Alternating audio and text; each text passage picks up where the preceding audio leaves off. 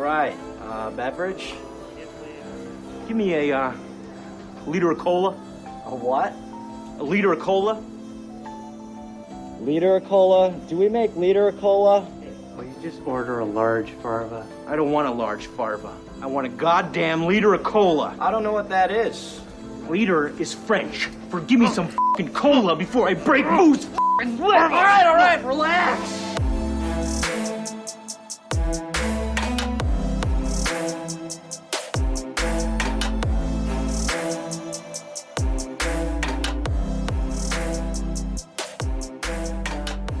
All right, everybody, welcome back to another week of Muskies on Tap, and a happy new year to all out there. It's the first episode back from our little holiday break we had there.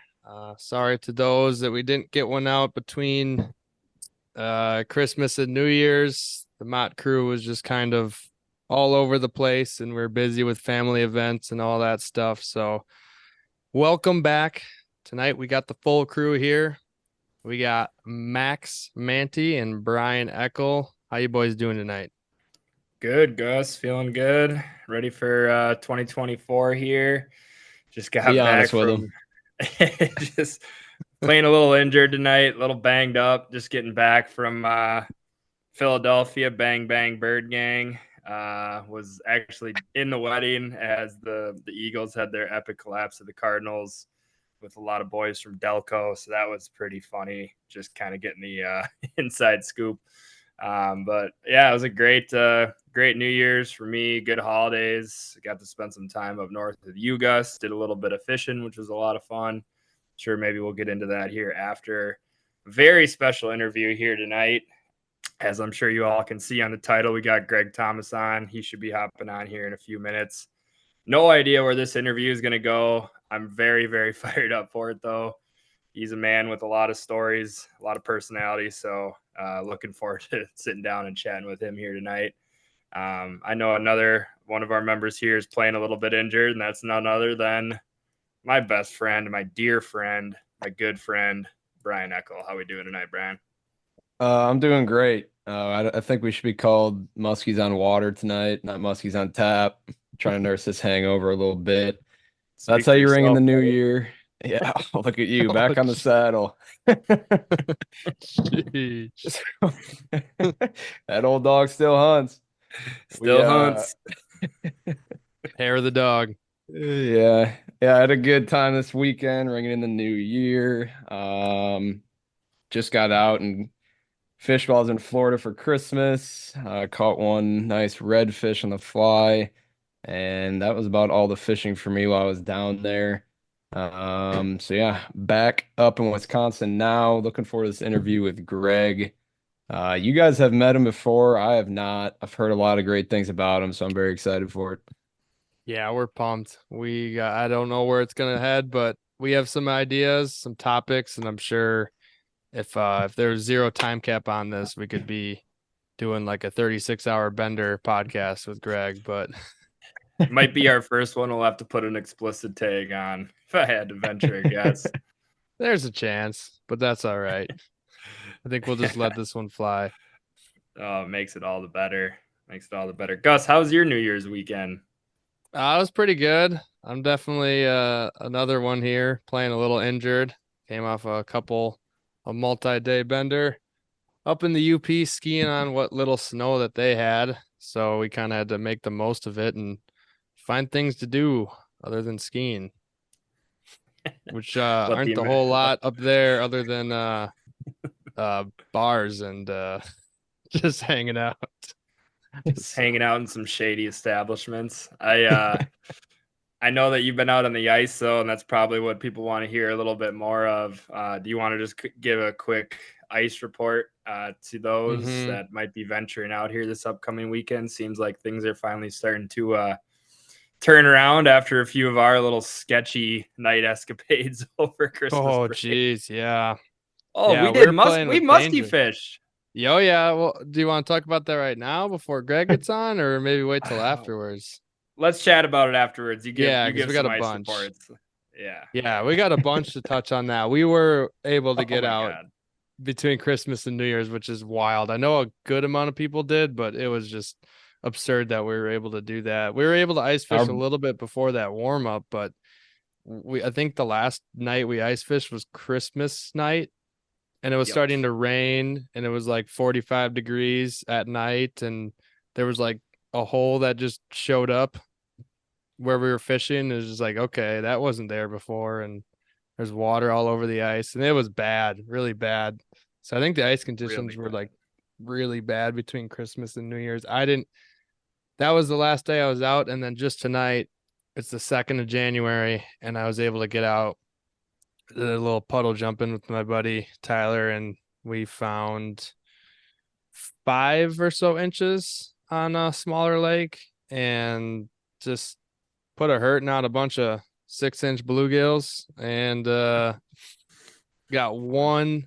Well, we got a couple bass on tip ups, but we got one tip up at sunset, and it was a 24-inch walleye. So we we're pretty stoked on that. That lake might have potential.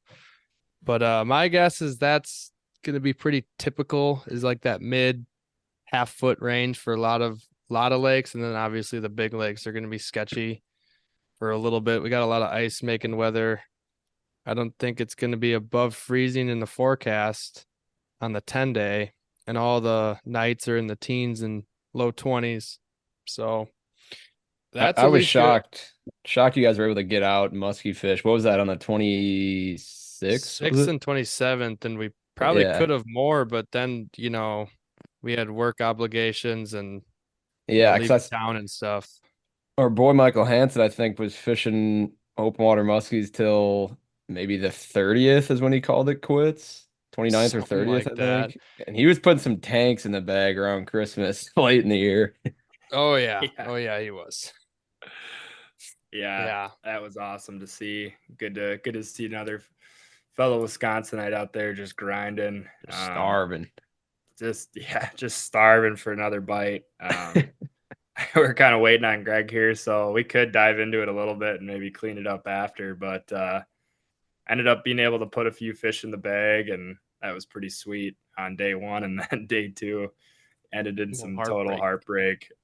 But that was more due to our own fault there.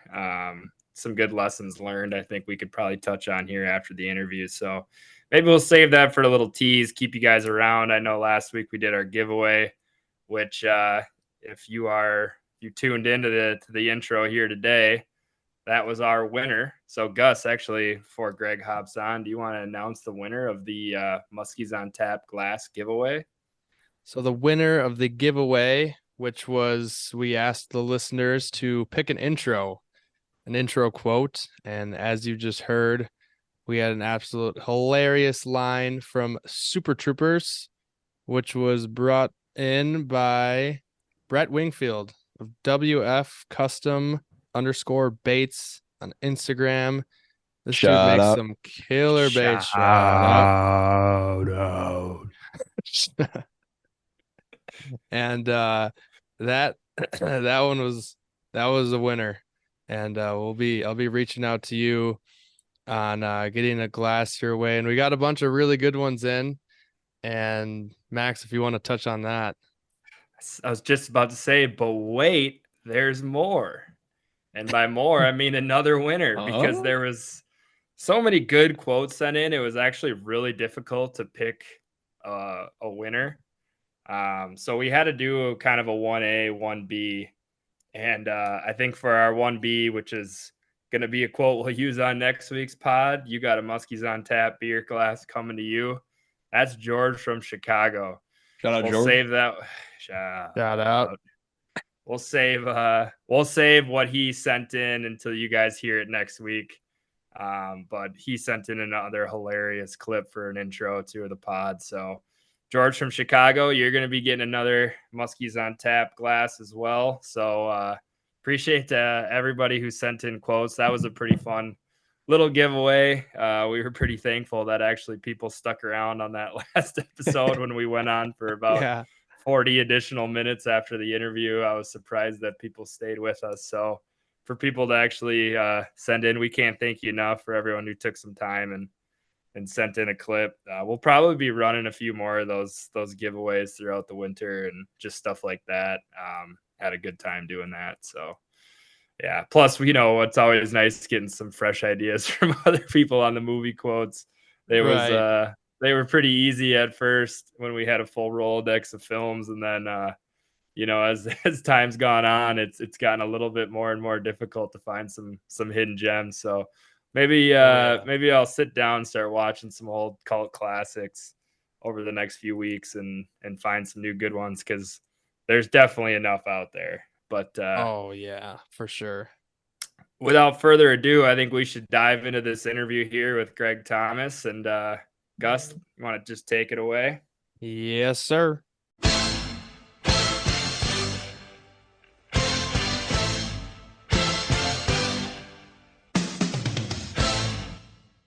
All right, we got on the line Gregg Thomas with us here. How are you doing tonight, Gregg? I'm good. It's glad to be on. It's a cold night right after the first of the year. I'm up at Lake of the Woods. I'm on in the Angle Inlet, and where I spend my summers and some of the falls. And I'm actually going to be wintering up here this year because I'm stupid. And it's going to be I'm going to do the sports shows from up here and everything. And no, it's going pretty good right now. This is you said it was your first winter up there, braving the cold, because you typically do them down in Kentucky, right? Yeah. No, I'm usually in Kentucky right now, but a friend of mine that I'm up here with, that I'm in with the place, actually runs the restaurant up here. It's the Jerry's Northwest Angle. It's the northernmost restaurant and bar in the lower 48. And nice. We're just waiting for, typically right now, the ice fishing is stupid. We were here last year, and it was nuts with the amount of people here for ice fishing. All the resorts are full and everything. And this year with the warm weather, it's not been good. And this weekend it looks like it's when everything's going to kind of come and go in full circle. The ice looks like it's going to happen. And right now they plow an ice road up here, and they haven't got any of the ice road plowed. It's just waiting for it to get cold, basically. Yeah, that's wild. Yeah. It's kind of taken a toll here on the Northwoods of Wisconsin as well. I know places that have had to, people have been canceling reservations to come here because you can't not only ski because there's no snow, you really couldn't ice fish. The conditions were just terrible. I mean, some of those small lakes, ice just was gone almost. Some of the big lakes never even got ice yet. They still don't even have ice yet, really. And yeah, well. So you guys have open water still? Oh, no, probably not now. I haven't really been driving around yet. I was gone for the New Year's, so I just got back and I was able to ice fish tonight, and we had 5.5 inches on a small lake. So That was no problem to get out. I don't think people are really doing vehicles yet up here for the most part, because there's really no snow either to go on the ice for snowmobiles yet. So it's kind of just a complete shit show, and I hope it gets normal here soon. It looks like the extended forecast is getting normal, but Max and I and myself we've been on your podcast, Gregg, the Musky Road Reels a few times. So we're here finally returning the favor. I know I think we wanted to get you on in the fall there, and it just didn't work out. So now we're really excited to have you on here. And I don't know exactly where to start, but maybe we could start from way back in the beginning. Maybe you give a little bit to the people on how you kind of got into this crazy sport first, before we go into maybe some guiding way back in the day, or the first PMTT events and stuff like that. Sure.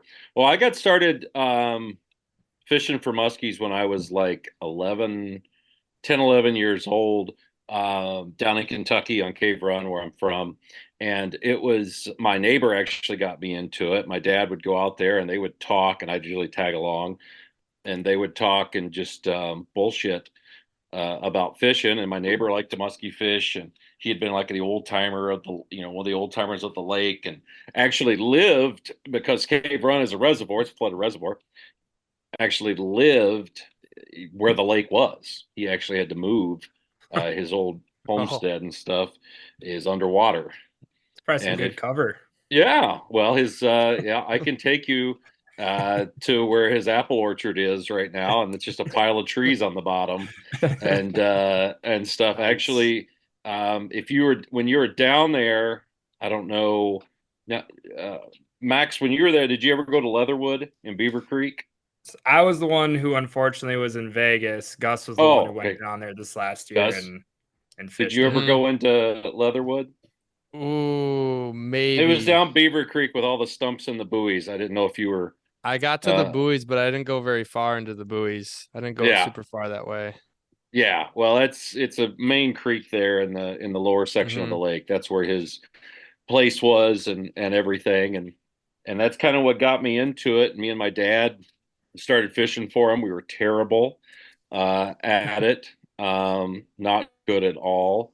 My first year we fished, I think I was 11, and I caught my first one. It was 37 inches, and it tasted great because that's what we did. Um, it was That's wild. I know that some was still do down there as well. oh yeah, oh yeah, oh yeah. It's always nice to trade recipes. Um, they that would have been in 90. The hell would that have been? 91. Not you guys, Okay. none of you were alive, I'm assuming. Um, Nope, not yet. it No. was a wonderful time. Uh, Soundgarden, Nirvana were all Mm. on the radio. It was a great time to be alive. And I caught one on a me and my dad, we would go because I grew up on a tobacco farm. And so we would go like early in the morning for a few hours, and then in the evening is basically what we did. Had a really shitty boat, a 1976 Invader that could outrun anything that wasn't moving. And we went and I caught my first one on a Bill Norman crankbait, which I don't know if you guys know what that is, but they were popular down by us. They quit making them since. Still a very, very good bait. It was a metal build crankbait deep diver, and I caught it right at the boat. I couldn't see it. It was probably like 10 or 15 feet out, but 37 incher, and was hooked ever Nice. since. That's awesome. So I kind of wanted to dive in here because I think, as we mentioned before, you have a podcast, and I think, Hmm. people that listen to this podcast are probably, I would assume, very familiar with yours. I think what makes it great is, you do a really good job at interviewing other, professional muskie guides and asking them on tips and tricks. And it kind of is a nice added bonus with like your very self-deprecating humor. But I think you kind of don't give yourself enough credit. You've had a very illustrious tournament career, very illustrious guiding career. You've owning businesses within the muskie industry. So Hmm. that's kind of what we're here to dive into tonight. Interesting to hear how you got started, but then how does, that first muskie catch evolve into literally just a life Of of musky fishing? fishing. Like, I mean, Uh, you just it go into basic guiding. what it, what it age? basically it basically just was one of those deals. I was just like, well, I'm just going to be a fisherman. I didn't know how. I didn't know what. I didn't know anything. Um, and what I did, the best thing I ever did was I got involved, and very few people will say this. I got involved with Tony Grant as a good decision. Um, he Tony had started a cave run guide service down on the lake, and the other guide, the guy that really got cave run going and on the map was Crash Mullins, who started it back. Man, Crash probably started guiding down there early '80s. That's a You great know, name, muskie yeah, guide. Yeah, good. exactly. And I don't know, did you ever meet Crash? Did you know? Do you know what I'm talking about? Was it the owner of Crash's Landing, I'm assuming? He started Crash's Landing, yeah. Crash, he kind of got us known the lake. He was the first one to really push it and promote it and everything. And so he kind of got the muskie thing going in the South as far as people knowing about it, people uh talking about it. Mm-hmm. Cave Run was built in 1969. So by the time he got started, the lake was probably 12 to 13 years old. We're a stock fishery, but the Licking River that actually flows into Cave Run and flows out was a native muskie stream. Okay, so it had muskies in it. The state record, one of the early state records, which was a 40-pound fish, was caught in the river that actually was formed Cave Run. Mm-hmm. And so, our stocking down there is, we've never introduced a new, was it not species, but I'm talking straight that one. Strain. We've never done that. And it's always been just the hatchery gets in there, they shock them up, they take them, breed them in the hatchery, and put the same fish back in. So we've never introduced a Leech Lake strain or a Great Lake strain or something like that. These are all strictly, I don't know, I've heard them called a ton of things: riverine, Ohio Valley, whatever. But Yeah, they got it's a the strain that distinct we've. look to them. They do. They're very clear fish. It depends on where you catch them. Sometimes you'll get some spotted, kind of a little spotted pattern. Sometimes in the weeds, if we have weeds, they'll have some bars on them. So, but a lot of them, especially early in the year, are super clean looking. That's why they, Kentucky has the second oldest muskie club in the country, Kentucky Silver Muskie Club, which was started in 1960. It was in the late 60s, I think.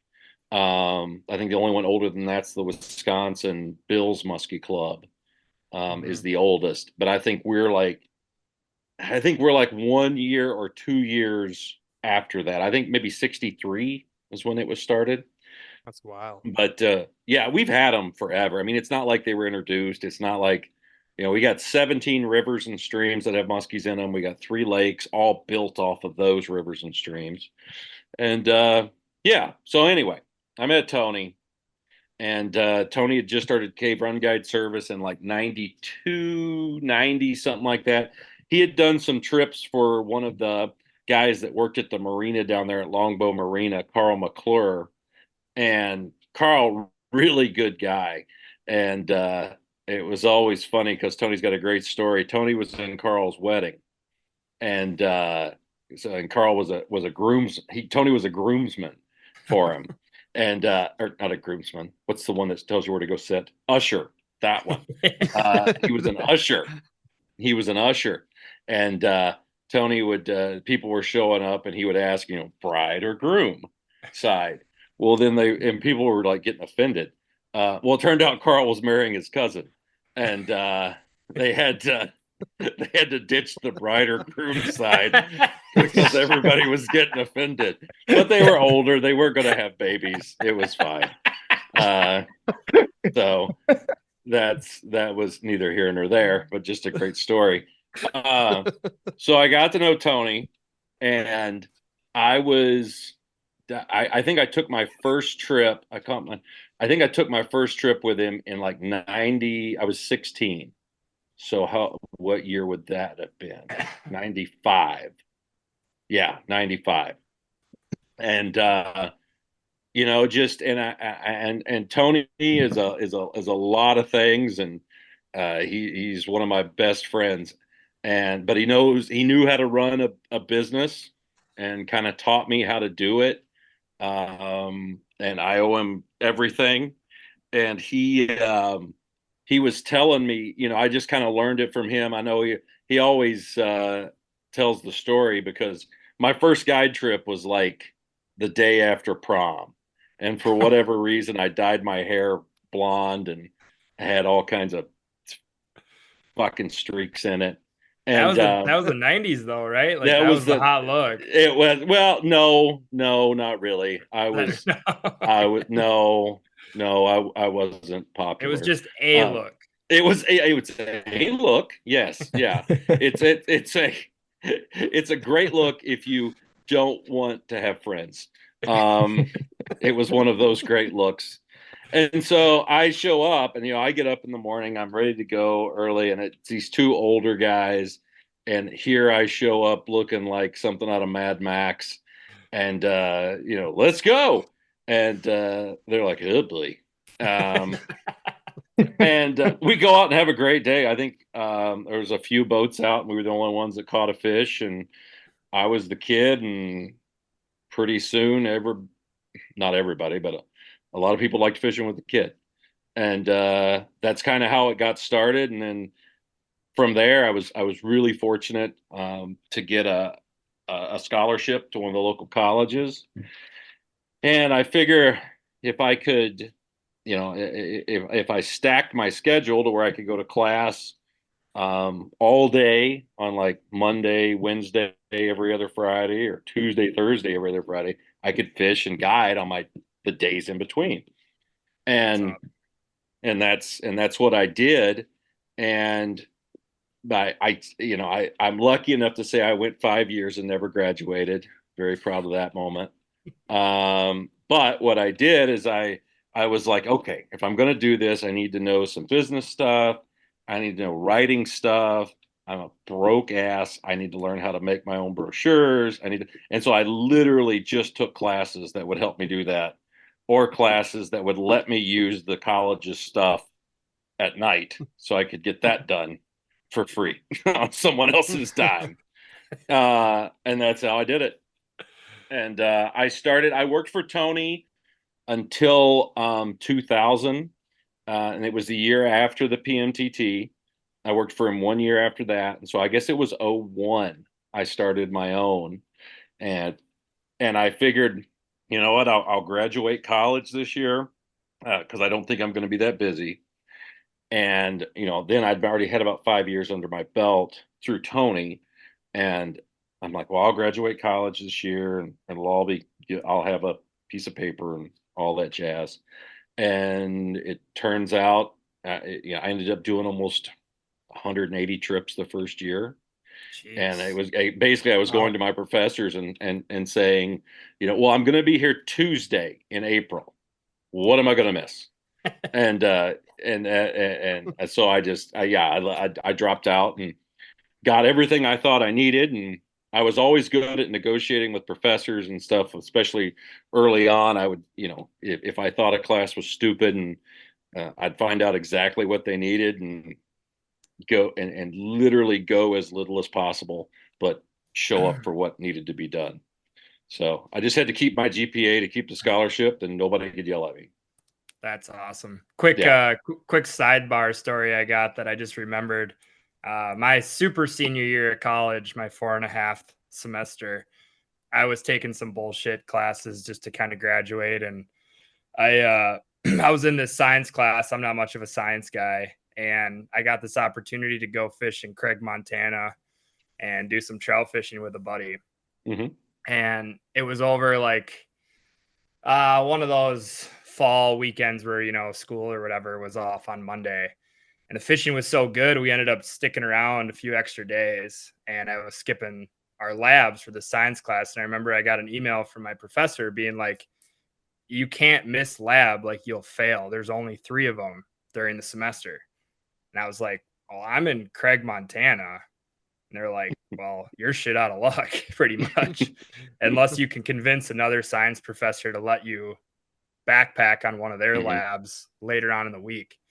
And so I started going to other science professors to like try to beg them to let me in one of their labs. And the first professor I walked into was wearing a Sims trout hat. Nice.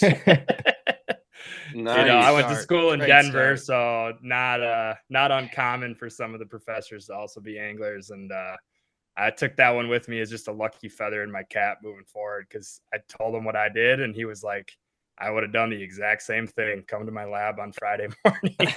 Yeah. No, well, when I was in college, I had this one class, history of communication. No one cares. No one needs it. It's stupid. It was stupid to begin with. Right. So we had to have this giant timeline done of like the history of communication since, the first dude farts. And I was like, this is dumb. And it was like, at the end of the year, there was people spending like hours on this thing and just, I'm like, okay, I got 2 days left. I better get started. And so I go to the professor, and I learned this very early. I just went to the professor. I go, what amount of our grade is this thing worth? He goes, that's a lot. And I go, what is a lot to you? And he goes, oh, it's 5% of your grade. I go, 5% ain't shit, buddy. I go, what I'm have I no got in the class? mathematician, but I know. Yeah, I know. I'm 5%. like, what, and I go, well, what have I got in the class now? He goes, you got a 96. I'll take a 90. Fuck this. I'm not doing that. So that's the stuff I did to get through school, just because stupid, the history of communications talk. That's the history of communication. But no, I never did the whole typical college experience. I literally was on the water. I worked my butt off.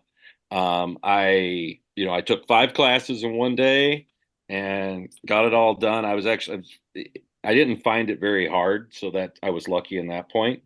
I could actually breeze through pretty easily. And yeah, and that's basically how it worked out. And fishing the PMTT the first year, I really got to know a lot of people. When was that? That would have been 1999. And you were you in college still during this? Yep, I was 19. Oh, yep. Was the first event at Cave Run? The first event was on the first event. I can go through the whole thing with you. First one was at the Chippewa Flowage. Second one, and that was in is that June? Yeah, that was June. July was at Lake St. Clair. August. Was it August? No, there was 3 of them. So we skipped August. September was at Lake Chautauqua in New York. And the championship. No. Yes. Sorry, brain fog here. October was Cave Run. And then the championship, there was 4 of them. The championship was on Lake Kincaid the first weekend of November. Wow. Holy shit. Tournament trail that what year. A trail. Yeah. Yeah, that is all over the map. Yeah, and I'd never fished. The Chippewa Flowage was the first time I'd ever fished outside of the state of Kentucky. And I went up to the Chippewa Flowage. I'm like, me and Tony went. Is he your partner? I'm guessing? No. The first year, the first tournament, Chippewa Flowage tournament, I fished with Doug Grisso, who owned and started Grim Reaper Lures. Grim Reaper was out of Ohio and then moved to Moorhead at Cave Run. Him and Crash were really good friends. And then he moved down to Cave Run, and they had that guy just left.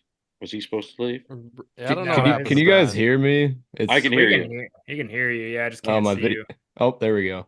Oh, okay. It froze. Sorry. There you go. So we go, and he's like, I always wanted to fish the Chippewa Flowage. Great. I have no money. So that sounds good. So we went and we fished the tournament. Before that, I pre-fished with Tony, and that's how I met Ty Sinnott.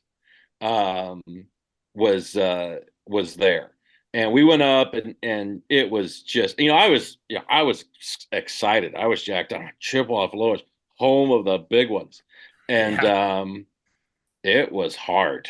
Jesus, I think we were there 5 days. I think I caught 130 incher on a top wall. I mean, we actually met Ty in Herman's Landing when it used to be Herman's Landing. It was the old style. Now they've redone it. It's all kind of foo-foo and a little more yuppie-fied. But it's back then it was still the old bar, Horseshoe Bar, a lot of natives there, and it was it was a cool place. And we met Ty in there. I don't know. Ty couldn't have been 25, 26. And he said, we had met him at the shows, but that's the first time I'd really hung out with him. He said, hey, you guys want to go night fishing tonight? Sure. I'd never been night fishing. I'd heard about it. I'm like, yeah, let's go. It's great. So me and Tony getting Ty, this was back when Ty had the ESOX tillers, the small low Yeah. profile Oh, boats. yeah. Mm-hmm. And we're going out there and he is zipping around and I'm like, what the fuck? There's islands, trees going by, Oh, yeah. no lights. And and so we're fishing and we hadn't been out there. We went to Pete's bar and he I don't know what he gave me. I think we were throwing top. I know we were throwing top water. I know Tony was. He had a globe on, and actually Tony hooked one, and Ty went to net it, and I was standing in the net. And so that did not go really well. It was dark. I didn't know what was going on, and so we lost that one. But I gave me and Tony the idea. Tomorrow night we're gonna night fish. Now this is pre GPS. The only GPS you had was a handheld that sucked, that looked like Pac-Man. I mean, it was awful. And we're like, we're gonna night fish. This is gonna be awesome. Just wait. Here we come, muskies. Well, we get out there. We're staying at John Detloff's place at Indian Trail, which is still there on the south. God, what would that be? The southeast side? Yeah, the east of the Darkwater side. It'd be the southeast side of the lake. That's way down there. That is way down there.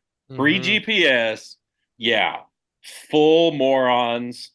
We're going out, and I had a Crestliner at the time, a 1750 Crestliner, and so we're like, oh, we gotta wait till it gets dark, and that's when they're gonna bite.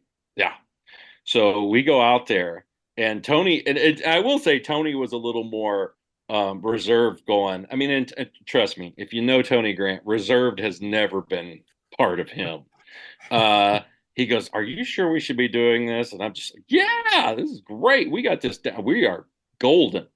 And we get out there, and it is. I mean, we fish a little bit again. No GPS, so I'm trying to run Pete's Bar, my third day ever on the lake at night.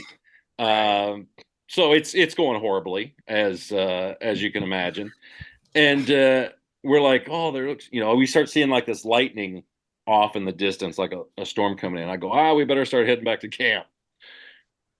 No GPS. I go, oh, we just need to go. We just go to that light over there. That's where we need to go. We got so fucking lost. We were out there until 5:30 in the morning. No way. Before we figured out how to get, we didn't know where the fuck. We ended up at about 4 different resorts, asking people, getting rained on. We're literally getting ready to flip coin who gets to sleep with their head under the console because of the rain. It was awful. We finally get back towards Indian Trail, and I got the spotlight up there shining it. And of course it's foggy and rainy, so all you can see is about 8 feet in front of you. And we finally get back to the resort, and of course in good Wisconsin fashion, there's still guys at the bar at 5:30 in the morning. And I told Tony, I go, don't tell me we're at their loss. Don't say anything. And Tony he goes, they'll think we're just getting up and going fishing. So we go in the bar and they go, hey, were you guys the ones lost out there with the big spotlight going on and everything? Yes, that was us. So yeah, that was my first experience night fishing on the Great Chippewa Flowage. And but yeah, the first tournament I fished, that was a couple weeks later. That would have been 3rd week of June, something like that. And we didn't do crap. I raised a few. I can remember it that way. That tournament was, I think it was only 7 fish caught out of 100. There wasn't 100 guys in it. There wasn't 100, and it was a guaranteed 20,000 first place because the casino had the casino. Oh, I know who won that. Wayne Gooch made the tallywhacker. Nice. Wayne Gooch. No kidding. Yeah, Wayne Gooch won that. Yeah, he won that tournament with, I can't remember his partner's name, but yeah, Gooch won that. I do remember that. So yeah, that was the first tournament I ever fished, and we did terrible. So it sounds like you were probably a little sleep deprived. Sleep deprived, not knowing what's going on. So Doug got sunburned. There was a lot of swelling. It was just a rough deal. Without the GPS, I thought you were for sure leading us into you guys just beaching it on an island, middle of the night, no idea. But at least you managed to You know dodge what? I the would have preferred that. Yeah, I mean, it's all I can remember. I still remember this day, just like with the flashlight, just beat up, shining it back behind the boat, and just seeing that brown water just getting real turbulent, and thinking, "Well, this is how I go. This is it." I'd be thinking the But same thing. no, that was fun. That was yeah, that was the flowage. Then we went to the St. Clair. First time I'd ever fished St. Clair. And St. Clair is where I actually got to my partner that I had for damn near 15 years. Um, Groucho, Dave Grachowski. That was the first tournament we'd ever fished together. We had fished together as friends. We had met through Muskie's Inc., the Kentucky chapter of Muskie's Inc. And he and Groucho, I remember him saying he'd went to St. Clair once, and all I knew is he had a way bigger boat than me, and I'm like, that would be nicer, because St. Clair, I mean, that was back, that was in '99, and it just, I was awestruck by it. I mean, I had never been on a body of water that big in my life, had no idea what to expect. Got caught in one of the worst storms I've ever been in my life. It was awful. Sounds like Um, your tournament experience really was off to a hot start. yeah, no, I can usually find the worst. But in that tournament, the first day, let me think. The first day, well, in that tournament, I don't, Ed Hagenson that fishes the tournaments now. Ed, he fishes with Paul. Paul, the guy that blows the conch shell at the beginning of every tournament. Sure. Yeah. Yeah. You think, well, his partner, Ed, who was one of Tim's buddies, had been fishing it since Ed sunk twice on St. Clair. Sunk? What? His boat sunk twice. Oh, yeah. Oh, yeah. He was fishing with John. I can't remember John's last name. I fished with John a couple times. But he had a Tuffy at the time, an old Esox, and not the best boat for Lake St. Clair. They're small. And there was narrow. two storms that came up. The one storm I got caught in, and I was in a 690, which at the time was the biggest boat Ranger made, and it was awful, like giant waves. Like once you got into a trough, you couldn't see either. All you seen was wave on both sides of you. Jesus. And Ed sunk once in that, to where and I will say this about those Esoxes. I mean, they went down, but once you got the water out of them, they pop right back up. No kidding.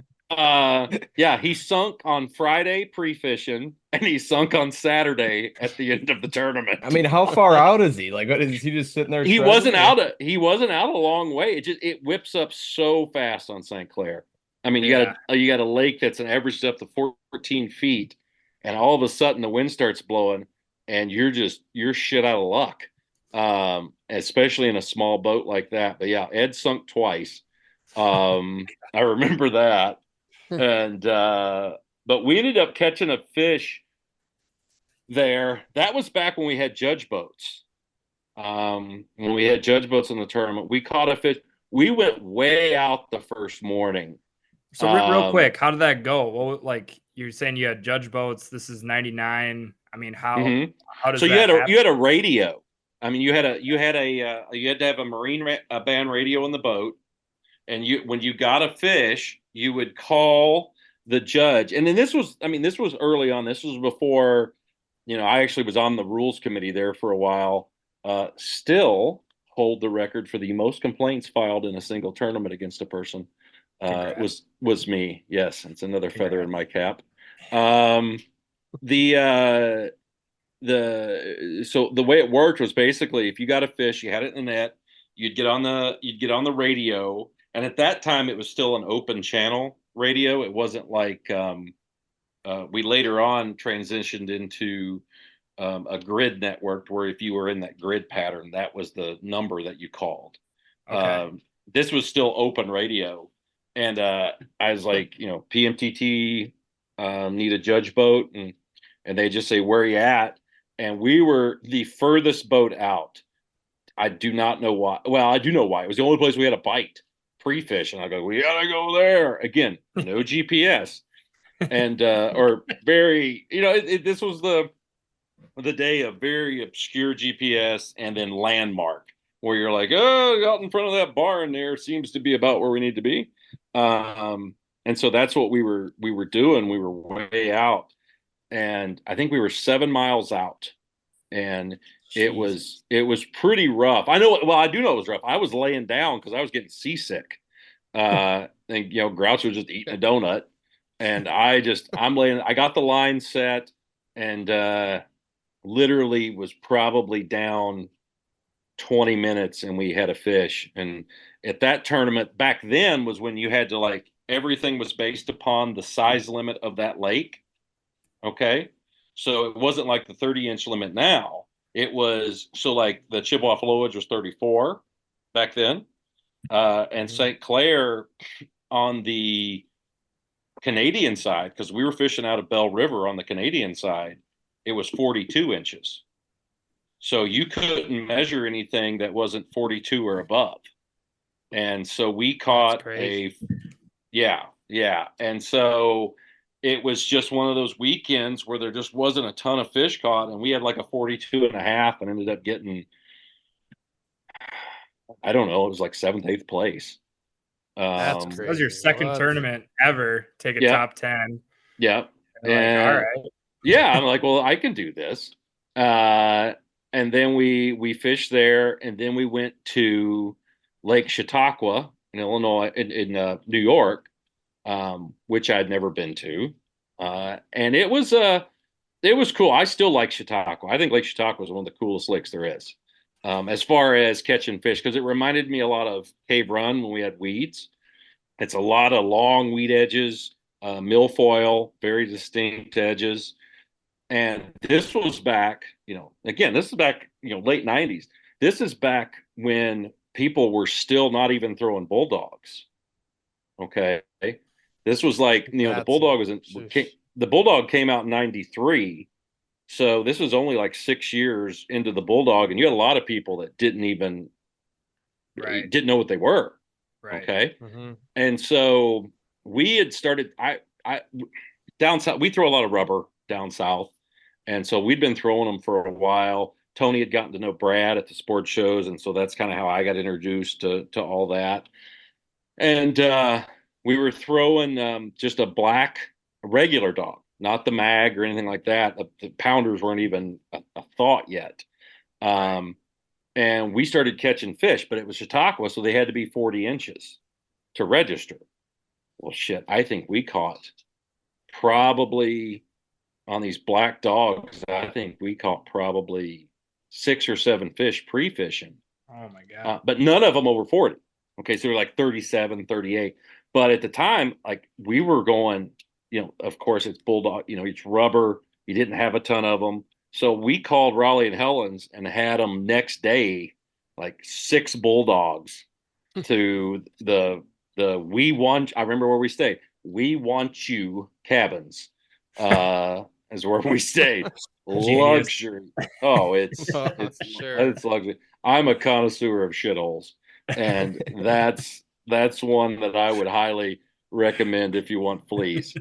But there's so I had them next day. I'm there, and I mean, we were hiding. At the time we were like trying to be secretive. I mean, I was hiding them in shoes and all kinds of stuff because there was a group of us staying at the cabins. We had one fish. I do not recommend this.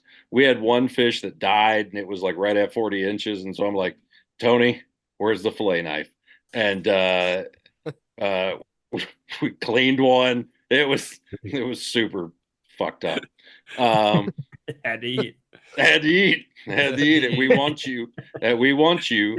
Not trusting their continental. No. Oh, it was a toast of India. Yeah, we want you.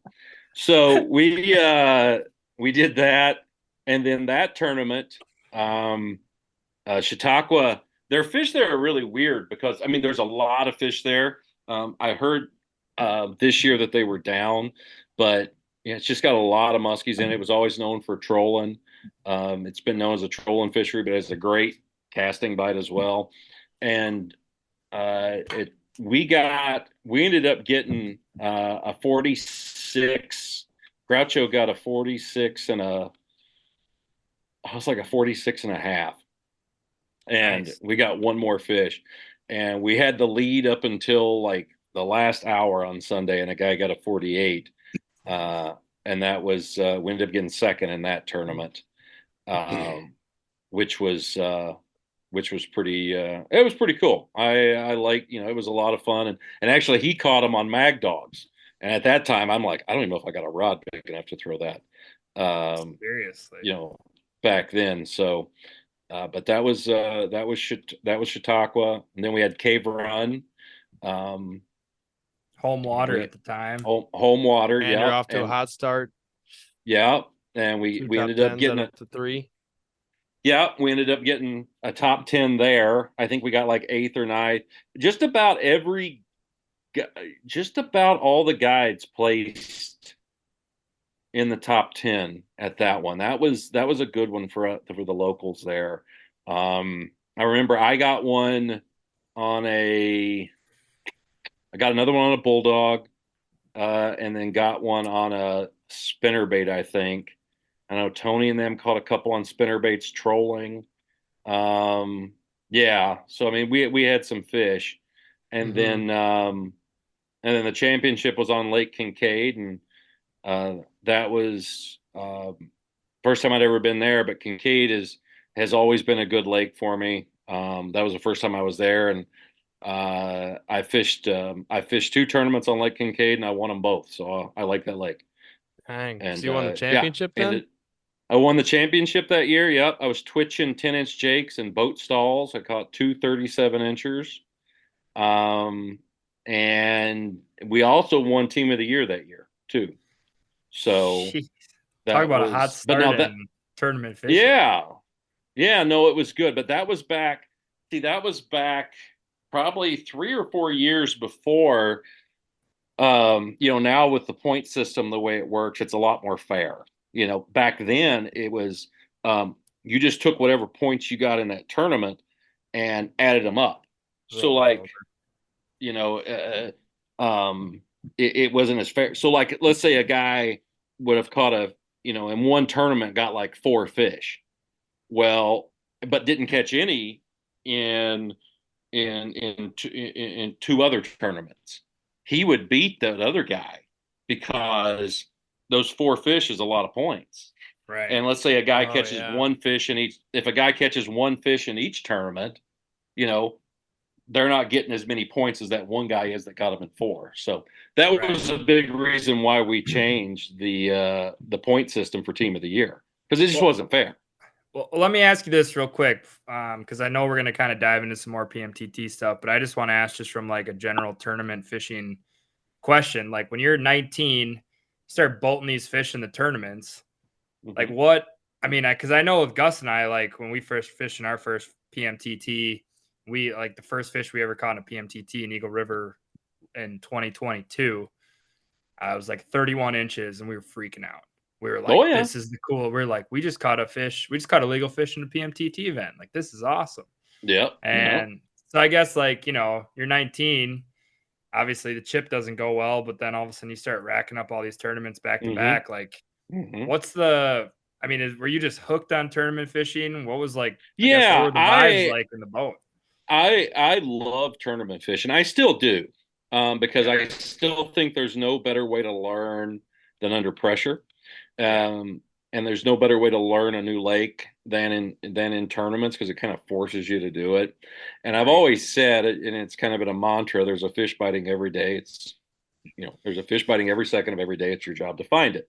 And tournaments is because every tournament, I don't care how bad the conditions are, except for that one PMTT on the bay, there's always somebody going to figure it out, right? There's always somebody going to catch a fish.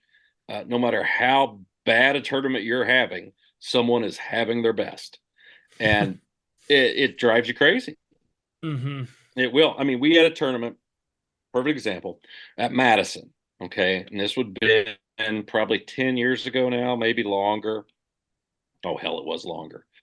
We fished and it was in September. And this was kind of when I learned, I really got to learning about the shallow water, about the cool down push to shallow water in the early fall. And Right. so we're fishing it, and me and Groucho, we're fishing 3 days doing weed edges, and I'd never really done any super shallow water stuff on a lot of lakes. Just hadn't done it, and we had caught some fish pre-fishing, and we felt halfway decent about going in the tournament. So we go in, and the first day, and we don't do shit. We don't see a fish. We don't hook a fish. We don't know if there was a fish even within 100 yards of our boat. And so at the end of the tournament, I don't know if you guys do this, but usually here I'm fishing, I'm going, so well, how many do you think we're caught today? And at that time I'm going, probably 15, 20 fish. I mean, we didn't have that great a day, but I'm sure there was some caught. And we met Jason Summers in the parking lot. I don't know if you guys know Jason or not. Jason and recognize. He was one of the guys that came up with the Medusa. Okay. Mm-hmm. And he fished, him and Hammernick were best buds. They got into it together. And so I see him in the parking lot. I go, how'd you guys do? He goes, we didn't do very good. And we're both kind of playing coy to each other. And finally I go, we didn't see a fish. We didn't see shit. We didn't do nothing. He goes, thank God we didn't either. And I'm like, how many do you think was caught? He goes, probably in that 20 range. We get back to the rules thing. It, at the time, was a PMTT record. 68 fish caught. I mean, people just, grandmothers catching them from the docks. It was absolutely insane. And like I said, we didn't see it. And the whole thing is we were fishing the wrong water. We were fishing the edges. All those fish that were on those edges pushed up, went shallow. And so that taught me right there, it's just, they're always biting. There's fish everywhere. Just because one person isn't doing good doesn't mean the other person isn't. So I'm a big believer in that in tournaments. I'm a big believer I like to stick a fish pre-fishing just because it makes me feel better. That I'm like, okay, I got one to bite. They do like me here. And so I don't mind sticking a fish pre-fishing. But I don't want to beat fish up by any means. So, but yeah, early on like that, catching them, I mean, it's, you do get, I still get it today. I mean, last year we got a fish there at Vermilion. I'm sitting there, I'm like, Rick got the one in Madison, a 35 incher. I mean, both are shaking. We're like, thank God one got in the boat. I think everybody does. I think you kind of got to be that way. It ain't bass fishing or anything else. I mean, musky fishing, sometimes one fish can mean a lot. Yeah. I mean, yeah, it can kind of confirm or switch up whatever you think you should be doing. Mm-hmm. There's no doubt about that. I mean, I know Gus has his own theories on that, that I kind of abided to a little bit when we were tournament fishing this year on the pre-fishing stuff. So I guess my question to you would be like, from 99 to fast forward to 2023, I mean, are you pre-fishing different? Mm-hmm. What are you doing now that you weren't doing or doing differently? Yeah. I mean, right now, a lot of the lakes, I mean, it just depends because we're not really going to that many new lakes right now that I haven't, that we haven't been to. We've done, I don't know, Stella would know, but a lot of, so I still pre-fish I try to always do 3 days. I like to do 3 days. Anything less than that, I get a little antsy. Sure. But I like to do 3 days. I'm a big believer in. I think I'm because of the advances in sonar and stuff. I do a lot more mapping and looking now than I used to. I still though like to go out there and actually fish. Try to put a little steel to them if I can. What are you looking for when you're doing your mapping? Depending on what lake I'm on, I'm looking for the weed edges, kind of where the weed edges are, where the bait sets up. The older I get, I find myself fishing deeper and deeper. So with the map chips and cards, what they are now, where we can actually see these edges and drop offs of these flats that are way the hell out there. I find myself looking at those areas and actually fishing some of those areas because what I've kind of learned over the years is, fishing that break. You got your main weed break right there, right at your weed edge. Then you've got this secondary break that goes into deep water, super deep water, and then you got your third break that might go into a channel. I find myself fishing that secondary stuff a lot. It's just because one, you're mainly fishing by sonar anyway or by map, and it just doesn't seem to get fished by a lot of anglers. Uh, but the only problem with that, and what I've learned about that, what used to be called open water fishing, I really don't even call that open water fishing anymore because you are structure fishing. Right. Is you don't get a lot of follows out there, so you either got to catch them or you don't. And so then when you're tournament fishing, it kind of, you got to believe that there's fish there. No feedback. Yeah, until you throw a seal in one. It's yeah, tough. that's an issue. But I like pre-fishing that kind of stuff, and if I can find something doing that, I feel really good.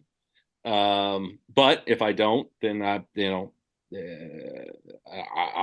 go right back up into the weeds where a lot of the guys are, and just try to do something just a little bit different to get them to go. But I like checking out those deeper areas first. I find myself drawn to that. And sometimes it works, and sometimes it don't. And that's what drives you crazy. How do you make the decision during a tournament? Because I know this year Gus has always had the motto of stick and stay and make them pay. So if you come into a tournament, you do pretty well fishing out deeper off that secondary break, and then first day the tournament rolls around and you're whatever 5 hours in, you got nothing out there. I mean, like when is your time to give it up, get into a new strategy? I've You know? actually kind of changed my philosophy a little bit here in the last few years. Nobody used to camp like I did. Oh, we would camp on stuff like you would not believe. And it paid off. It really did. I mean, we won the Minnetonka tournament. We won a Minnetonka tournament one time. We fished 50 yards for 2 days. Wow. The same 50 yards. That's ended up catching 3 fish. And I don't think I could do that now. I don't think I could do that.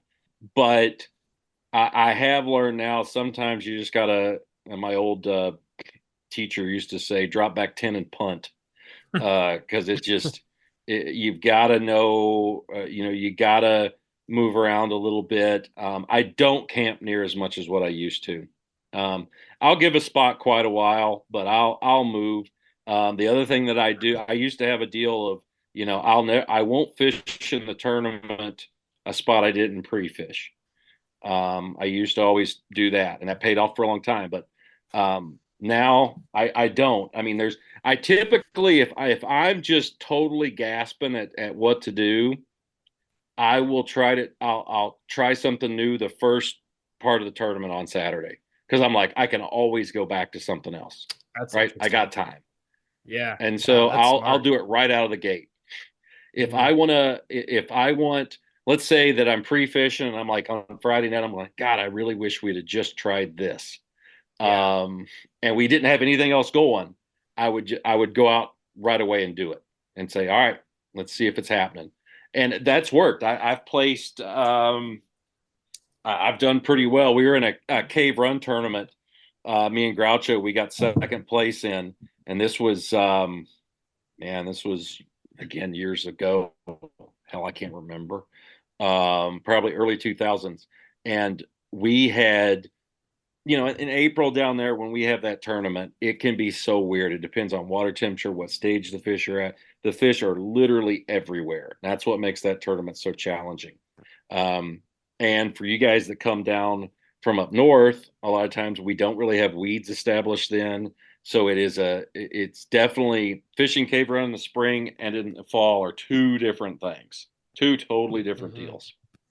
And so we had kind of, the weeds were kind of grown up. I mean, there was some weeds, but we never, and there were fish in them, but there was a lot of guys fishing them, and but there wasn't a lot of fish there. you know. Mm-hmm. So we fished the weeds the first hour, and I told Groucho, I go, I gotta, I got this feeling, I know at Green River right now the guys are getting fish out of the docks. We don't really do that here yet. No one's really done it yet. Let's I know they catch them on bluegill there, because I've seen them do that. Let's go try it. And so what we did is we were taking 10-inch red Octobers, white or that baby musky gold pattern, Yeah. and we were taking them and actually just flipping them like bass fish in the 10-inch tubes back up in the stalls, letting them sink, and then swimming them up and out of it. And within the first half hour, Groucho got a 45-incher. 2 hours later, he got a 40-incher. I'm like, well, and we were leading going into the tournament, and that was the year that we changed and went from measuring. You could measure 30 inches and register them. Okay. Before they even at Kentucky had to be over 34 inches. Okay, so wow. I can't remember what year that was. And we ended up getting second. We got beat. I actually lost a fish the second day. Just I was on a tube and it just popped off. But we got second with the guys in the lead were we got beat because actually the guys that beat us, really nice guys, they fished the tournament. They still fish it to this day. They're the oldest partner team in the tournament, the Doctors, the Brisseths. We've run into them, Gus. Okay. Yeah. They won that tournament. They got 5, but only one was over 40 inches. The rest were under 34. Wow. So they found the They used that to their they, advantage. They did. Yeah. On Medusas, they got them. But yeah, no. But that was an example of when we just decided, you know what, we got to try something. I always believe in trying it early on Saturday because, again, you can always go back to what you were doing. Yeah, that's a new one that we've never used. We've always gone first thing right into something that we knew pre-fishing, but I think we might have to try that if we're, I don't know, either down bad on pre-fishing or, like you said, on a whim, you're like, I wish I should have tried that pre-fishing. Yep. We ran out of time or something like that. Yeah. And no matter how long you pre-fish, you always run out of time. That's true.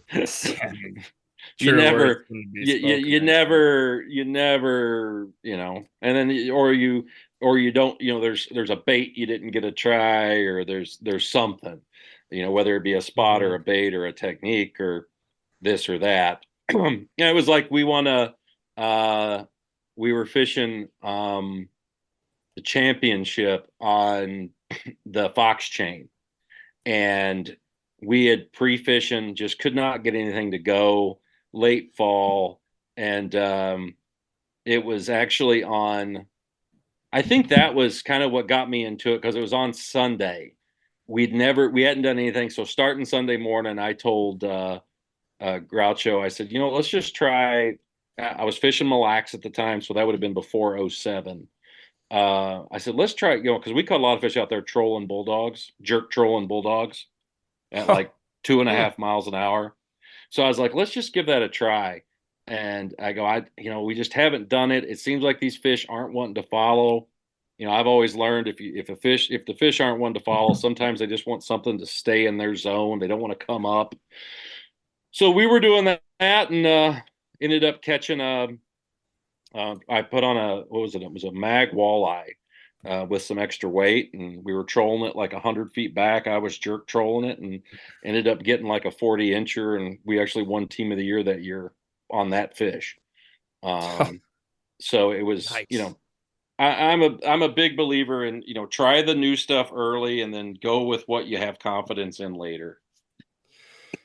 So, okay, this question's going to come off bad, but we're going to start with the bad and then we're going to end with the good. Perfect. Because we're talking about all these, successes in tournaments, and I promise I'll have a good follow-up question. But I want to know, you talked about losing a fish on day 2 of a tournament that you took second on. Do you have like a specific tournament or story that was just like bad heartbreaker, where you guys were either like had it locked up after day one, or like caught a fish late day two and then was there any tournaments that went that way where it was just like at the closing bell you missed a fish that could have done something or anything of that nature? Oh yeah, me and Tony had one on Minnetonka where we ended up, and this was just a few years ago, we ended up catching, I caught a 43 and a half. I totally went against everything I thought pre-fishing. The worst thing you can do pre-fishing when you know something's going to work is to do something else and catch something. And that's what happened. We caught a 51 weed edge trolling. And I don't have a lot of confidence trolling in Minnesota in the summertime. Early season and open water, I do. But weed edge trolling in Minnesota in the summertime has just always been a grind. It can be really good at times, don't get me wrong, but it is such a grind sometimes. And we ended up getting this 51 incher, really nice fish. And it was the only bite we got. And I knew that was going to screw us because I knew we would try it again. And I knew it'd be very stupid.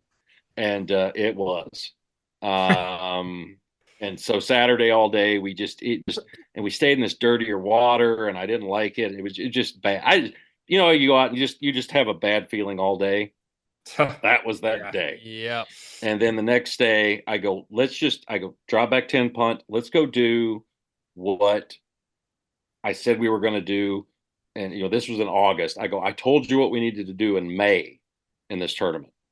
And it was just basically fishing super deep weed edges. And we go out and I think I caught one. I got a 43 and a half, but I think we lost 4 on Sunday. So, and then but this happened, it happened at the chip, at the flowage, at the championship this year. Shit, we had 2 fish the first day, including that big one. And I think I lost 3 on Saturday and caught 1, and we lost 2 on Sunday. So, yeah, I mean, it just happens. I don't even let it get, of course it frustrates you, but you just can't. I've always said too, if people that lose fish don't win tournaments. So if I lose one, it doesn't usually make me feel too good. But sometimes you it doesn't matter. You mentioned that fish from the chip, though.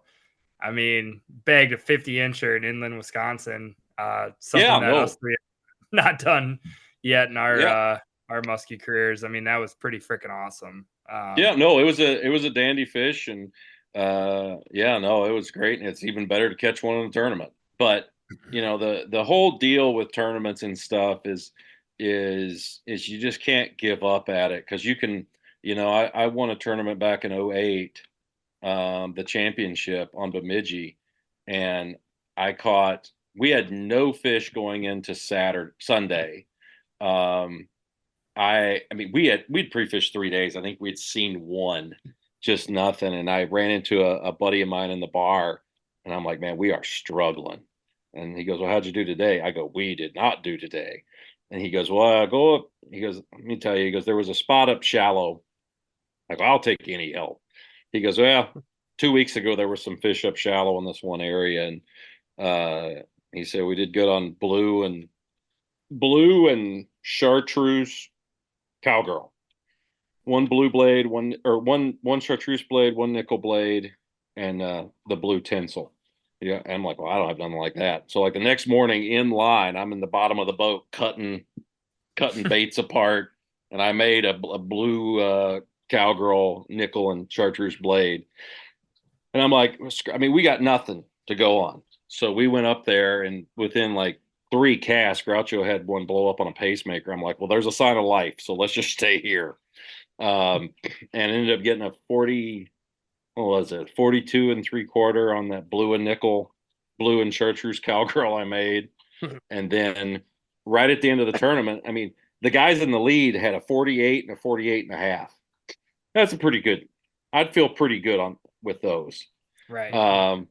And then with at 12:30 on Sunday, I got a 54 on a little eel. Jeez. That ended up winning it by a 1/4 inch. So it's just the whole deal is you got to keep doing. There's so many fish caught in these tournaments in the last 10 minutes. It's ridiculous. Or in the last 30 minutes. It's ridiculous. I've been beat in the last 30 minutes. Probably a half a dozen times by guys. So you just can't. I mean, I watched the one guy. I can't remember his name. He's partners. The one guy's got a big beard. It was at Iowa. They were coming in literally right in front of the launch at like what time was it? It would have been Sunday, so it was like 12:58. Caught one literally while boats are idling past them to go back to the launch, and caught. It was a 30-incher, but it was their fifth fish, and they it bumped them up a little bit more. Gus, does that sound familiar at all about losing big fish with 2-3 minutes remaining in the tournament? Yeah, sounds a little too familiar. And catching that was you guys at time left. That was you guys at Vermilion, right? You lost that big one. Yeah. Oh yeah. That would have bumped from I think we got 8th. That could have. Well, we don't know the exact measurements on that fish, but it could have bumped to 2 or 1 or something like that. Yeah, that's the way she goes, though. Sometimes I've been a part of that. I've been a part of both sides of it, and one sucks worse than the other. So it's a weird deal. But I love tournament fishing. To me, tournament fishing is my break from guiding. I like it. It's like my little step away and fishing on my own and seeing what I can catch on my own behalf. I mean, yeah, we haven't even dived into your guiding career, which sounds like took you kind of all over the frickin' United States and Canada. Oh yeah. Yeah. No, I've been traveling guiding since Jesus, what 2001. So now this is 22 years on the road. What was your first place out of Kentucky that you went to? I was in me and Chad Kane. I don't know if you knew Chad or not. We went and worked for Pete Mena in Hayward, Wisconsin. Okay. We took Got some hooked on the chip. Oh my God, me and that chip. Chips ahoy. It was we lived in Dow's Corner, which if you don't know what Dow's Corner is, at the time it used to be a bait store. And it was they had an apartment behind it. And the lady that ran it, her name was Vicky, one of the meanest white women I've ever met. And she would get so mad when we flushed our toilet because somehow it would turn the minnow tank off. And of course. it was luxury digs, man. It was great. That's where I met Jim Stella. That was a romance. Did you meet him in the bar or on the water? No, he was buddies with Chad, and he come over one night, and it was stupid. But no, it was we lived there. I fished a lot on Lower Clam Lake. Sure. I fished sand and stuff, but that was back when I didn't know what the fuck I was doing up there. I didn't even know where the boat ramps were half the time. Yeah, I mean, this is back when. How'd you get the clientele then? It was basically people that called Pete, and it was he was done guiding, and I would just he would say, here, take this person called, and give him a little bit of money, and I had a few people that I knew that came up, and that's how we did it. It was not successful. Any harsh welcomes in your first few trips? Oh yeah, I've been welcomed in many ways. There it wasn't bad. I actually got to know Dave Durazio, an older guy there. I always loved Dave. He passed away last year. He was always such a nice guy to me. And then Ty was there. I knew him. Steve Jensen. I got to know him. I think Scott Keeper slept in my truck one time, but I don't know if it was him or another person that looked like him. I honestly don't know. And so I fished a lot of stuff like that. But while fishing the PMTT in that area is when I got to know Jason Hammernick, and that's how I got introduced to Mille Lacs. So okay. Do we want to dive into that real quick? Because I'm assuming that was like the heyday. Sure. Era. Oh yeah. Yeah. I got to watch them grow up. The Mille Lacs fish. So probably fished Mille Lacs the first time in 01, 02. Probably 02. Yeah, it was 02. And that was back when there really wasn't a ton of people fishing it.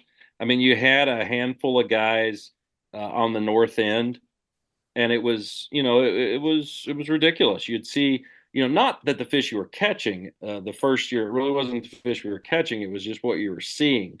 I mean, you'd go across those sand flats up there, and they'd just be laying there, and you'd see it wasn't uncommon to see 50, 60, 80 fish just laying around. And ridiculous. Some of them would bite, some of them wouldn't. It definitely seemed to be wind triggered them. Later on, it was, you kind of learn the cold triggers them, rain triggered them, anything that triggered that water temperature to change up there a little bit. And then the night fishing. That's when the night fishing started, was in 03. And it just, those fish did not know. Originally you'd hear guys that, anytime you hear that something doesn't happen somewhere and it happens everywhere else, it happens there. Because everybody was talking about, the fish in Minnesota don't bite at night. Well, they do. Or they, fish don't bite like this. Fish, shut up. They bite it's just if you want to fish for them, right? Right. But the one thing in Minnesota, I will tell you, back then, not so much now, I don't think, but I don't know. Back then at night, you could be, if you could cast 15 feet, you could probably catch a muskie after dark. It was like that. Absurd. Yeah. I had so many people catch giant fish that, did not even know they had fish on sometimes. It just, because back then those fish did not know, they had never seen baits after dark. And it was at the point, the first few years, it was just, but everybody was being, turn your lights off, and stuff like that. And then it eventually got popular and super, super crazy. But yeah, I've caught fish. I've probably caught a fish at every minute of the day, all night, all day. And Mille Lacs, we caught a ton of fish. I pretty much almost exclusively night fished. And to be honest with you, that will burn you out quicker than anything. I bet, yeah. I definitely believe it.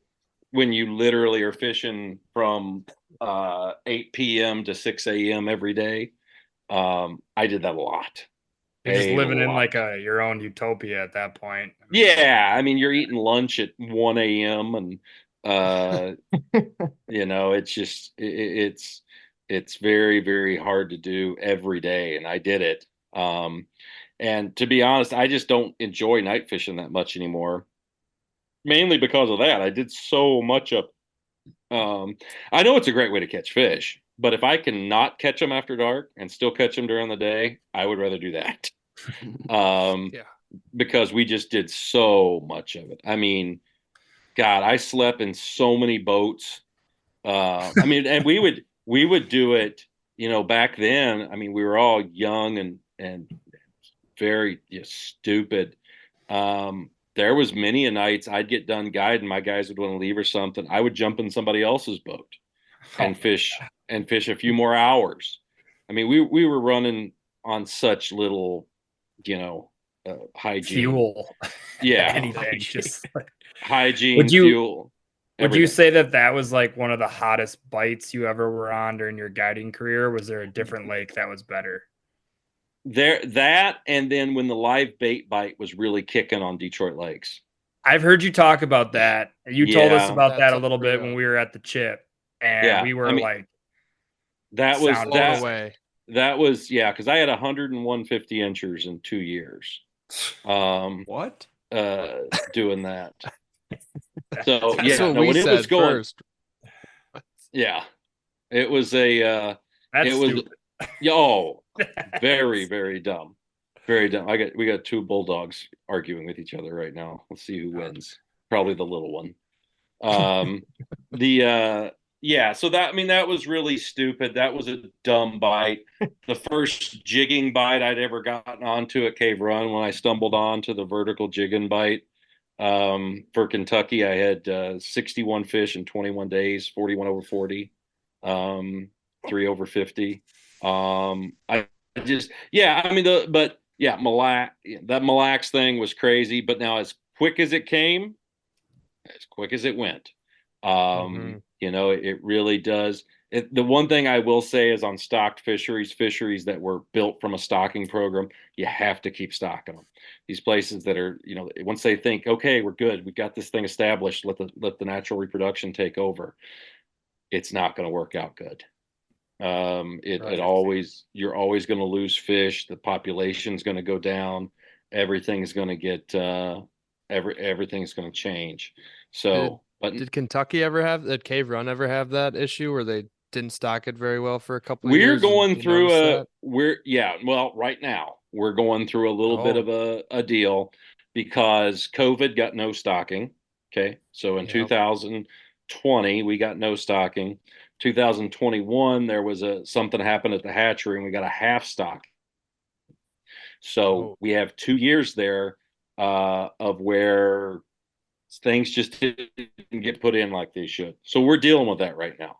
And it's going to come back, because they are putting in more fish right now. So it's going to come back and it's going to be fine. It's just, you got to take those lumps, and that's where we're at right now. And to me, all fisheries are kind of ebb and flows. I mean, you just got these up and down waves that you're going to deal with them. It's finding out if you want to ride the wave or get the hell out of there. I've been a part of a lot of that. I've moved around a ton. I was gonna say, I feel like you've kind of capitalized on that throughout your career. Sure, No one I have, and I've skip out of town. Yeah, I have, and I'm very fortunate. I've got some of the greatest clients there are, that they just tell me, where are we going, and I go, So I'll let you know. A lot of your client base follow you around wherever you're at. Oh, They'll yeah. book you once a year. Yeah. Okay. Yeah, same guy. A lot of it's the same guys every year. I always like new guys, though. Don't get me wrong, but yeah, I got a lot of guys that's been with me 20 years, and we've fished everywhere. I'll just tell them, hey, do you want to? Let's go try. I got a whisper on this place over here. Let's go hit this thing for this year for a week, and it's good, but it doesn't, and sometimes it works. Now I'm at Lake of the Woods, and I think this is a place, though, I'd like to stay for a while. I really like it up here. It's huge. There's a ton of untapped technique, I think is what I'd call it. The spots are spots, but the way they're attacked and the way guys are fishing them, I think there's some. I played around a little with it this year and had some success, and I think it's just something I could play on in the future. So do you think there's going to be another, you talk about these bites at like Mille Lacs, and I'm sure it was probably similar when you went over to, because you got it at St. Clair for a bit, didn't you? Yeah, I was there from 14 to what the hell? Fairly recently. Yeah. So to 2020. So 2014 to 2020. Okay. Do you think now, with like the technology and just the easy amount of like dissemination of information, there will ever be kind of like a heyday bite like there was at Mille Lacs or like a St. Clair, just because like it's essentially impossible to keep things under wraps? But I don't know if there will be a heyday bite, but I think there might be a technique, or a bait or something like that might revive some of these fish, and like, all of a sudden you're just catching a ton because you're doing something completely different that they have never seen before. I know that sounds weird, but I think that is a possibility, because nobody knows what's new until they do it. I think that could definitely be something. That's what I'm kind of looking around here at the Lake of the Woods area doing is just, trying just some different stuff like that and seeing what shakes out. There are some great fisheries out there. And I've got to experience some of them. I just haven't, pulled the trigger on going there. And to be honest, I don't know if I'm going to get to do what at one time, I think if I was 10 years younger, might do. Sure. Yeah. So. No, that's fair. I mean, yeah, the bait thing I think is fascinating because I think we've talked about it on this podcast a few times with like gear, technology, and baits. Like, at what point does things just kind of like tap out or plateau? And I feel like bait wise, we've hit a little bit of a plateau. Like, you're not getting, when bulldogs, like you said, came out, or like the the cowgirls and stuff came out, and there was like this mad dash where all these fish were being caught. When tubes kind of started becoming more prevalent, felt like that was kind of a hot ticket item, which it still is. But I even know for like Gus, Brian, and I mean, we grew up fishing the Eagle River chain, right? And like, we caught so many 27 to 35-inch fish because all we were throwing were, little 500 booker tails, blades, daredevils, whatever. And then we really didn't start catching bigger fish until we moved on to tubes and rubber and, crankbaits and stuff like that. So I'll be really curious to know, like, to see what type of evolution would come on especially the bait sector. I think for me, like, what's going to be that next bait that hits the market where people are like, this thing just catches fish. Sure. And I was, I've been a part of a lot of it. The only bait that guys just absolutely love, that I actually like too, I just have not caught the fish on it that everybody else seems to catch, is the supernatural stuff. The headlocks, matlocks, those kind of baits. I just have not. And everybody is just insane about those things. And Duff is a great guy. You get him drinking, he makes me laugh. But I just have not been. I remember the first time Luke Ronastrand, he was telling me, he's like, "Oh, you got to get these things. I'm catching you up on Vermilion, getting all these fish trolling on them." And I just have not seen that. But I have caught fish on them, don't get me wrong. But I haven't gotten, it's not like this is what we're using. This is what I have to put out. So they look amazing. It just hasn't been. They do. I mean, they're great baits and stuff, but they just haven't been an over the top producer for me.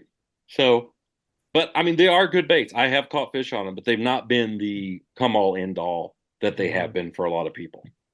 Do you think with the bait talk here on maybe the next coming bait or technique, I for sure want to ask some techniques maybe that you did at Lake of the Woods, but is there any old baits that you've seen kind of resurface? Do you think an old bait might be something that could come back where the fish, a new wave of stocked fish or something, don't see?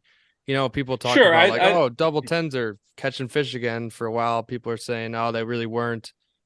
But, something like that. Sure. I think all that stuff comes into play. I think a lot of it comes into play too. The equipment and, with blades, it's more the reels, how they allow them to how they allow us to fish them, whether it's fast or slow and stuff like that. I mean, for me this year, I did really well on some single bladed stuff, some double bladed, like Indiana blades, and some of the smaller stuff. I prefer myself, especially when I'm doing speed, when I'm trying to speed something up. I don't want those big blades. I want some smaller, to keep it a little bit easier for me. But yeah, the one bait that I have seen make a resurgence, and it's not necessarily a bait, but it's a bait style, is the dive and rise. Your Suick style baits. I always call them Suick style baits, but it could be any of them. But the dive and rise baits, when rubber really hit on, the soft plastic baits hit on, I seen a big dip in the guys throwing the dive and rise traditional jerk baits. Right. And probably in the last 4 years, I've seen that go up. a lot more guys throwing the traditional dive and rise, and I think they do it because they're catching fish on them. Yeah, a lot more people are making dive and rise stuff. I feel like people say Suic a lot because that was like the only one for Yeah. the longest time, and now there's Mm-hmm. tons of bait makers making them, and they're doing all these wild things. And then there's always something to be said, and the boring movement of a Suic that goes up and down with really no belly roll catches fish as well. Yeah, I'm not a big. I mean, they're pretty and they're great, and I applaud anybody that can paint a really pretty bait, because I can't. I've always said I paint ishes, perch ish, chartreuse ish, crappie ish. That's what I paint. But like the super intricate paint jobs and stuff, I'm just not one of those guys. It's never really been a big thing for me. I'm a rattle can and a high school paper bag. I'm just a normal old standard paint job. I catch a lot of fish on chartreuse black dot, orange black dot, and a black and white. Something to be said about that, though.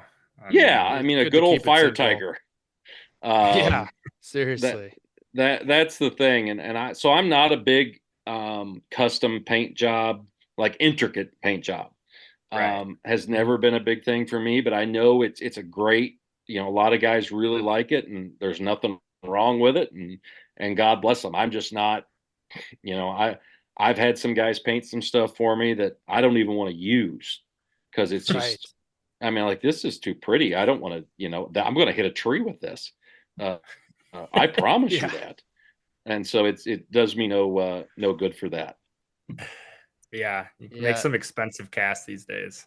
Oh God. Jeez. Exactly. Yeah, double check your knots before going out for sure.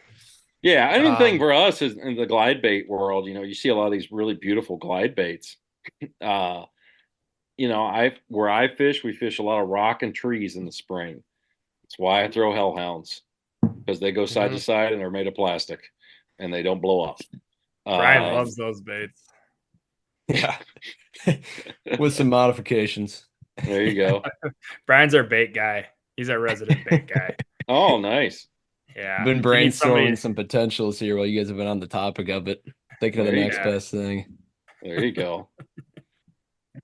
So, Greg, talking about these techniques here, it sounds like you have a few up your sleeve on Lake of the Woods that you've been trying. Were there any that you were testing out this year that you're willing to share with the folks?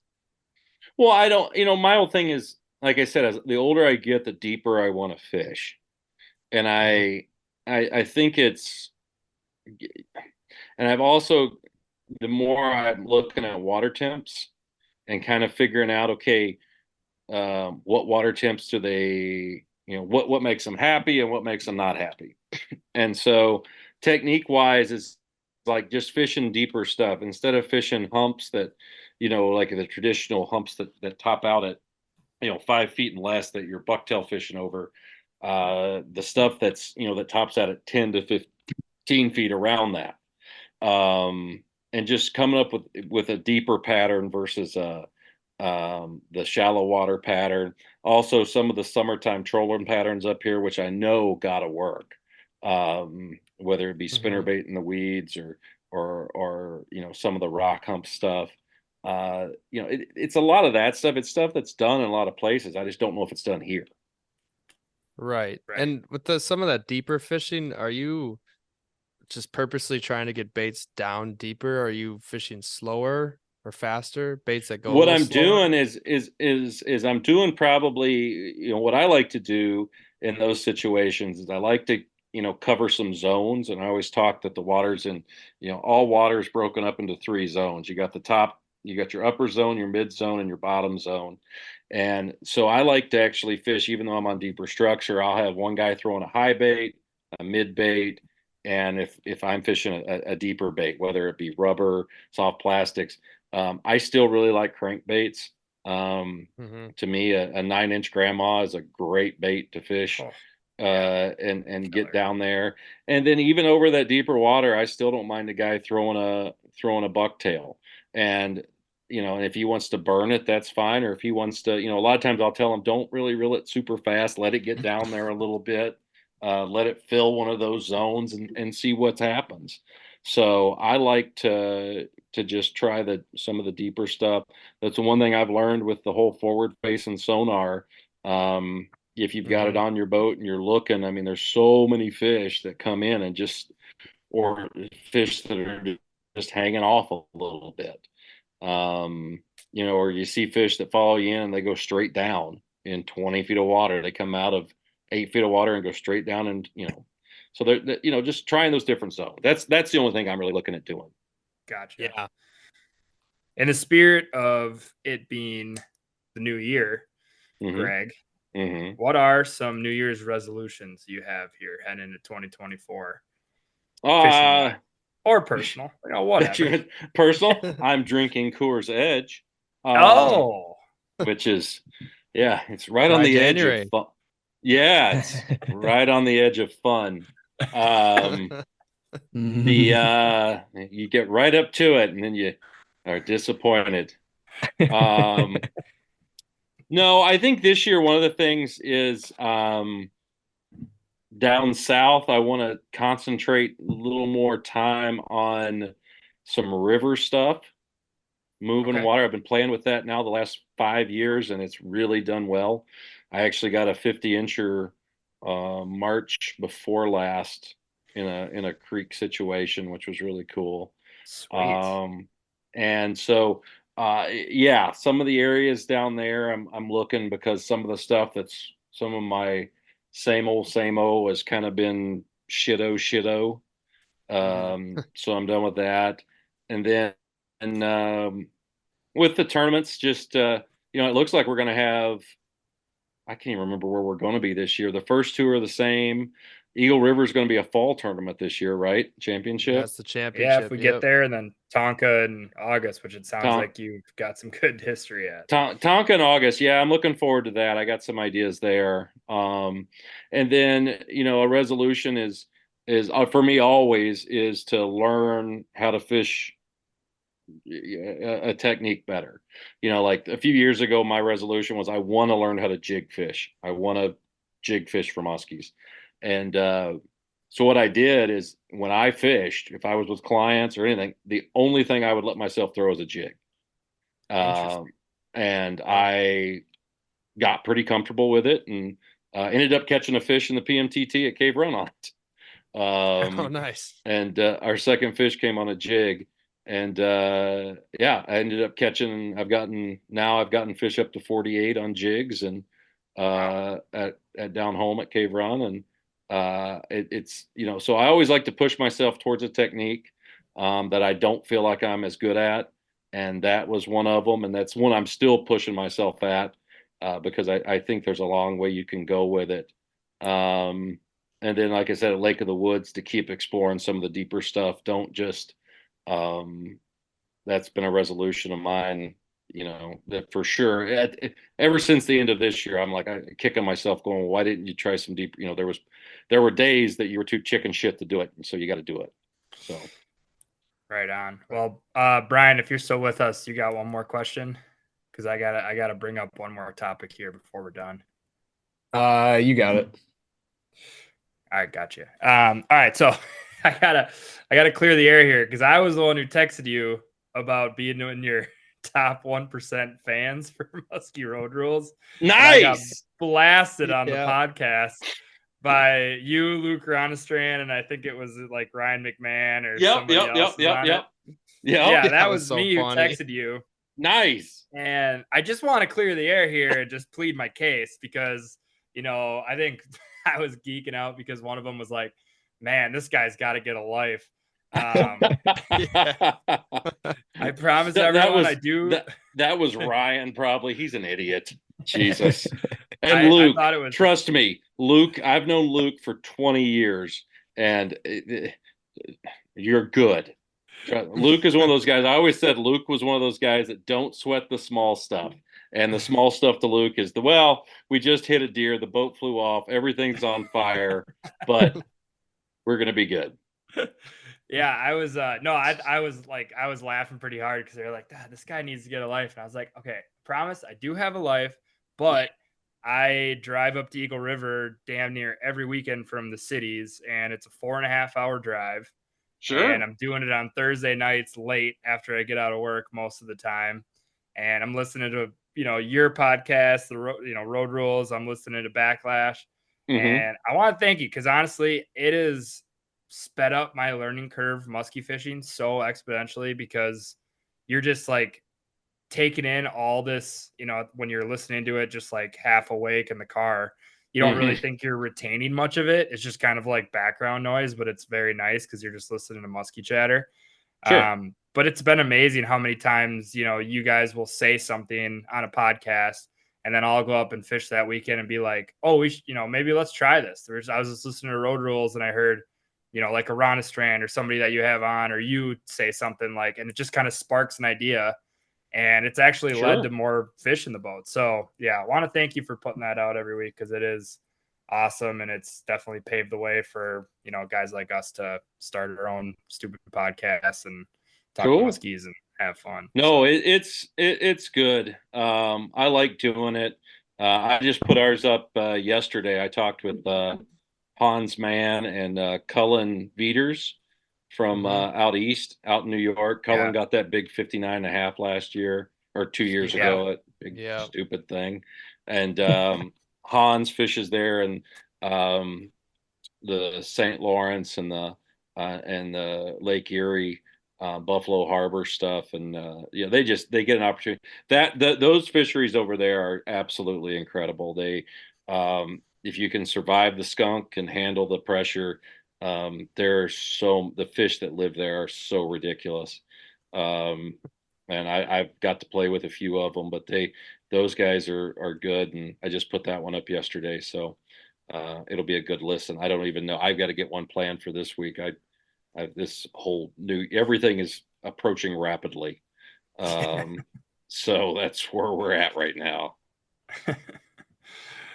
Awesome. Well, we can't thank you enough for the time tonight, and I think we'll definitely have to have you back on. There's a lot of topics we weren't even able to get to tonight that would be awesome to chat with you about here sometime down the road. So looking forward to. Are you going to be? Are you going to be at any shows in person? I'm assuming this year. Oh yeah, I'll be Chicago Muskie Show, the Columbus Muskie Show, which is coming up at the end of the month, in Hilliard, Ohio. That's the one that me and Tony own, so would love to have people come out to that one. I'll be at the Milwaukee Muskie Show, Pittsburgh Muskie Show, and the Minneapolis Muskie Show, and then probably do some Muskie Road Rules events. We're setting those up right now. We'll do the clinics and stuff, and try to get some guys there and everything. It should be a lot of fun. Sweet. Awesome. Yeah. You want to give the listeners where they can find all that stuff? Your guide service, yeah, you can find podcast, Road Rules.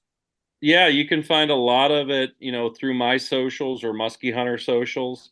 Either Fish Gregg Thomas on Instagram, put a lot of stuff up there. Muskie Hunter Magazine Instagram, Muskie Road Rules Instagram, Ohio Muskie Show Instagram, that also links to their Facebooks. Guide service wise, go to battleofthebeast.com. I think I paid for it again, so it should be there. But we, don't be afraid to just reach out and stuff. I'm booking stuff right now, and looks like it's going to be a pretty good spring, and the summer looks good, and just be a lot of fun and ready to get back out there. I don't do well during winter, so it's I'm always a little caged up, but hopefully by the early March everything will be good and ready to go. Awesome. Well, awesome. Yeah, thank you so much for coming on tonight. I had a blast talking to those old stories of the PMTT, and I really look forward to getting you back on and talking some other things. So, all right, well, let's do her. It's good to see you guys, and just holler at me, and we'll do it again here soon. Okay. Sounds good. Appreciate it, Greg. All right, guys. Take care. All right. Later. Bye.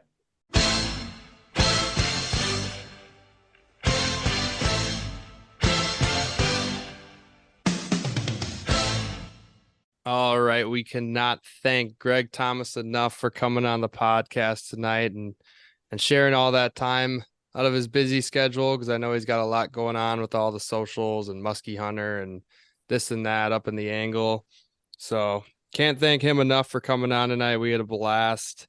And man, we did a lot of stories. I know you like to always say this, Max, but I'll ask it. What was one takeaway from here that you guys got out of all the stories that Gregg shared with us here tonight? Well, aside from just pretty much constantly laughing, he's a hilarious guy.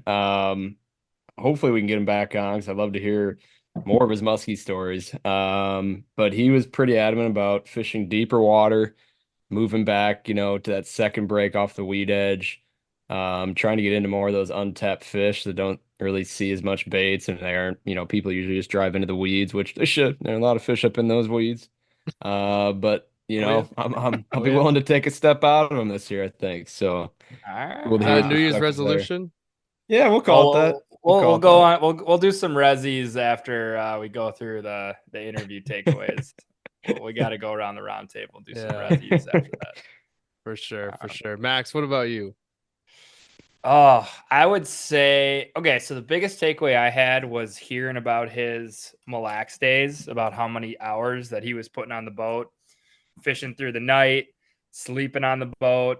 And it really got me thinking, like, man, we're, living in our young and spry days. And as hard as we think we fish, maybe we just got to fish close. A little harder. Yeah. Like, if he's talking about fishing through the night and then just like hopping in another dude's boat for a few hours, like those are some long days and long nights. And it just got me thinking, like, this next summer, I mean, we still got, the time and the motivation with our lives right now that it's got to be taken advantage of to the best we can. So always good to hear some perspective of, a guy reflecting on his younger days a little bit and being like, yeah, we can access that next gear, I think. What about you, Gus? I'd say when he was talking about the tournaments and how he was saying if he wasn't exactly on a hot bite before a tournament, he would go first thing the first day into the hunch that he didn't do. Like when he said he was going to go tackle a brand new spot, because he said he usually doesn't like to do that. I know we did that completely opposite this year. There's a couple tournaments where we fished brand new on the back half of days, and I could see how that initial could be very productive, because I mean, we're fishing, it's a long day, and sometimes the bite you have doesn't establish that day. It might establish in the last hour. It might, that's kind of like the cards that you play in tournament fishing. That can be tough. How he was saying that we should have done this the whole time, even though we caught one fish doing one thing, and then we tried that and it was maybe a needle in a haystack situation. So just more things that we can probably think about going into tournament season this year. I'm really excited. I think we're going to be planning on all the events, making sure that we get at least 2-3 days of pre-fishing in. So definitely looking forward to that and using that. So with that being said, let's go over the New Year's resolutions, because this is now 2024, first podcast of the year. Who wants to go first? I just want to add too, and I'm pissed that I forgot to revisit this when we were interviewing him, but did I hear that right about whatever this live bait Detroit Lakes thing was, where he caught like 150 inches in a few years? In 2 years. 2 years, 100 over 50. 101 I would have liked to have dove into that a little bit more. I see that the first ever live bait dropped in the lake, or what happened there? Yeah, there's no bait ever, and then all of a sudden, boom, they get to see a 20-inch, 18-inch first sucker. Yeah. That's wild. That's pretty wild. That's just stupid numbers. That would ruin a man. I feel like that would ruin a man.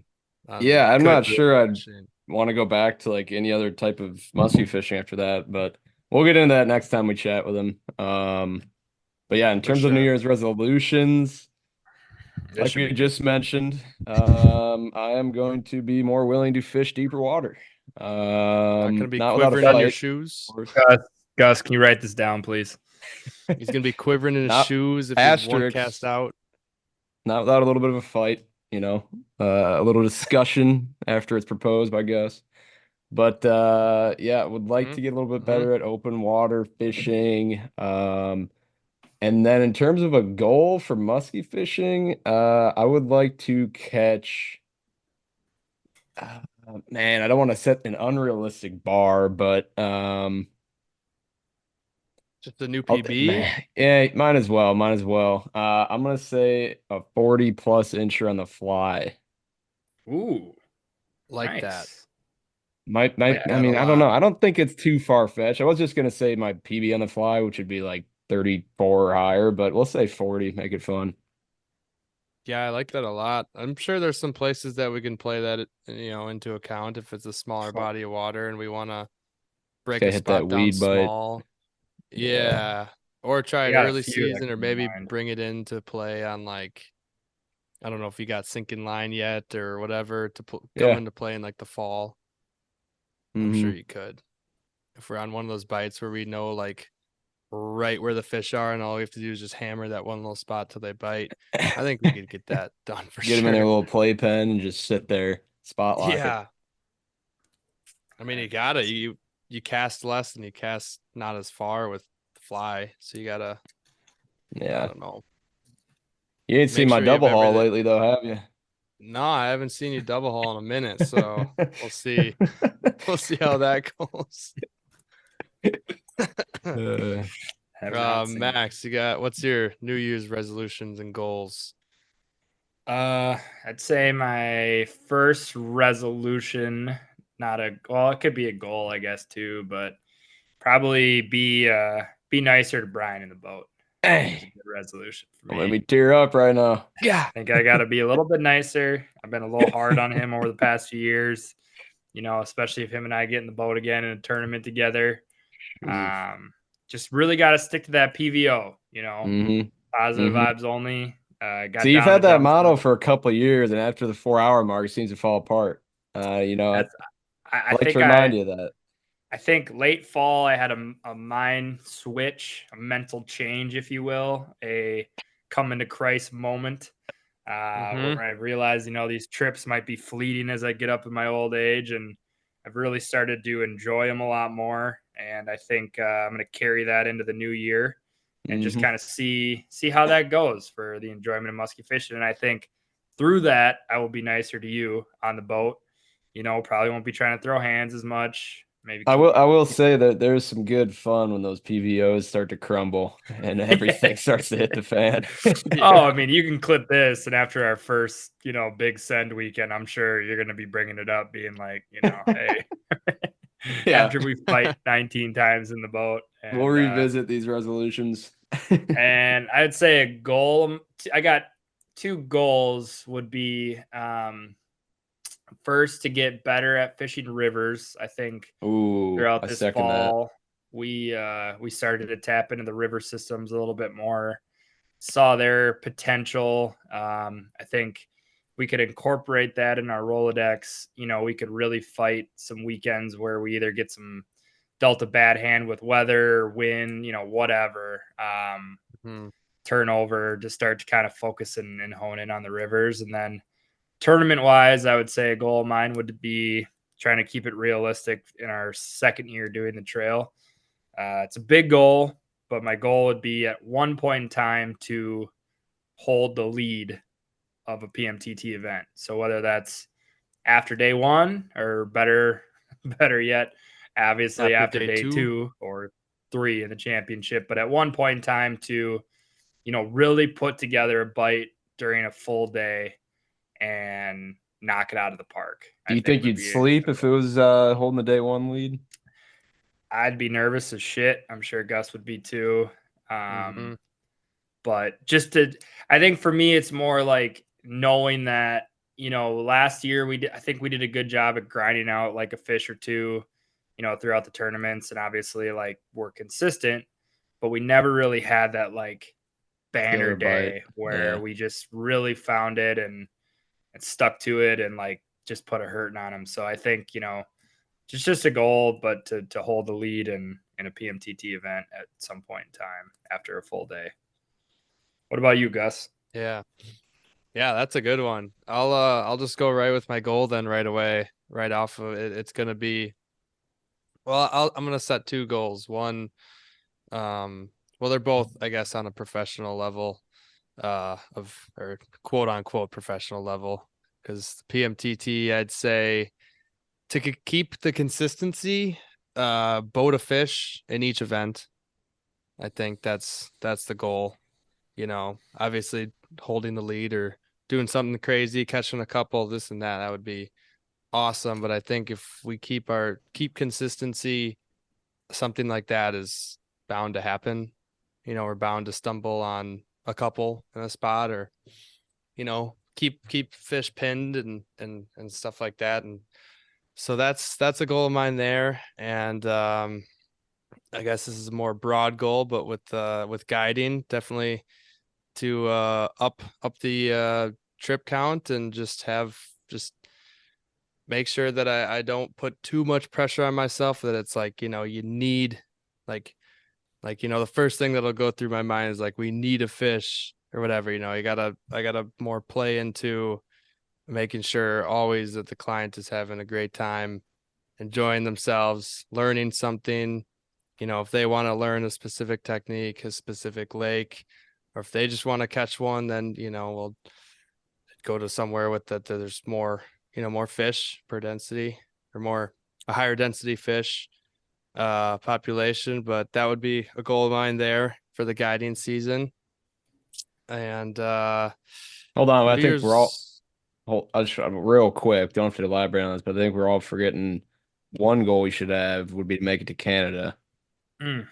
Oh yeah, got a lot of DMs from people about that trip if we ever did, so we got a good plethora of resources. Yeah, I know there's a lot of thank you to all reaching out there. I think we'll definitely have somewhere to go. Shout out. We won't be lost. Yeah, shout out. All right, guys, back to it. New Year's resolution. Oh man, I haven't really thought of this at all. I didn't really put much thought going. Not many thoughts have really happened yet on these this day 2 of 2024. Anyways, haven't really turned your brain on yet after your long brain weekend. is not. This is correct. Not enough hours in this year for thoughts. Just focusing on breathing in and out. Where I'm on a manual level. I gotta like manually tell myself how to sit down and how to stand up, left foot forward, then right foot. Yeah. Stuff like that. Baby steps into the new year. Ain't no need to rush it. Correct. Man, I don't know. I could go into kind of anything on, resolution is probably just fishing new lakes again. I've already upped the amount of lakes I put on my little note sheet. There's plenty that I didn't even get to this past year that I want to go to. I think in the times that I'm not guiding, I want to make sure that I'm not just hammering bites that I know. I want to make sure that I'm just continually searching at all times, just for that next bite up here, the next lake that's hot for a little bit, find a bait that's hot on one lake and then bring it to another, something like that. That's I think something that I'm going to be looking for. So if I think of a better resolution, I'll bring her up in the next podcast or two. I would like to add one more if you guys are willing to accept this proposal. Next year during one of the Bender weekends or whatever weekend it is, we not saying an all-nighter, but we fish until 2 or 3 a.m. pending conditions. And just like Max was saying, really give it a good all-night fishing send. I think that would be good for a midsummer one. If we do one in really fish like 18 hours. Yeah. Gus, you want to touch real quick on our few days of musky fishing over winter break real quick, and then we can wrap it up tonight? Yep, I think that's gonna be the wrap. We were able to get out right after Christmas, between Christmas and New Year's. We were very lucky to have some buddies in the area that didn't have their boat winterize prematurely as I did, because winter was setting in late November.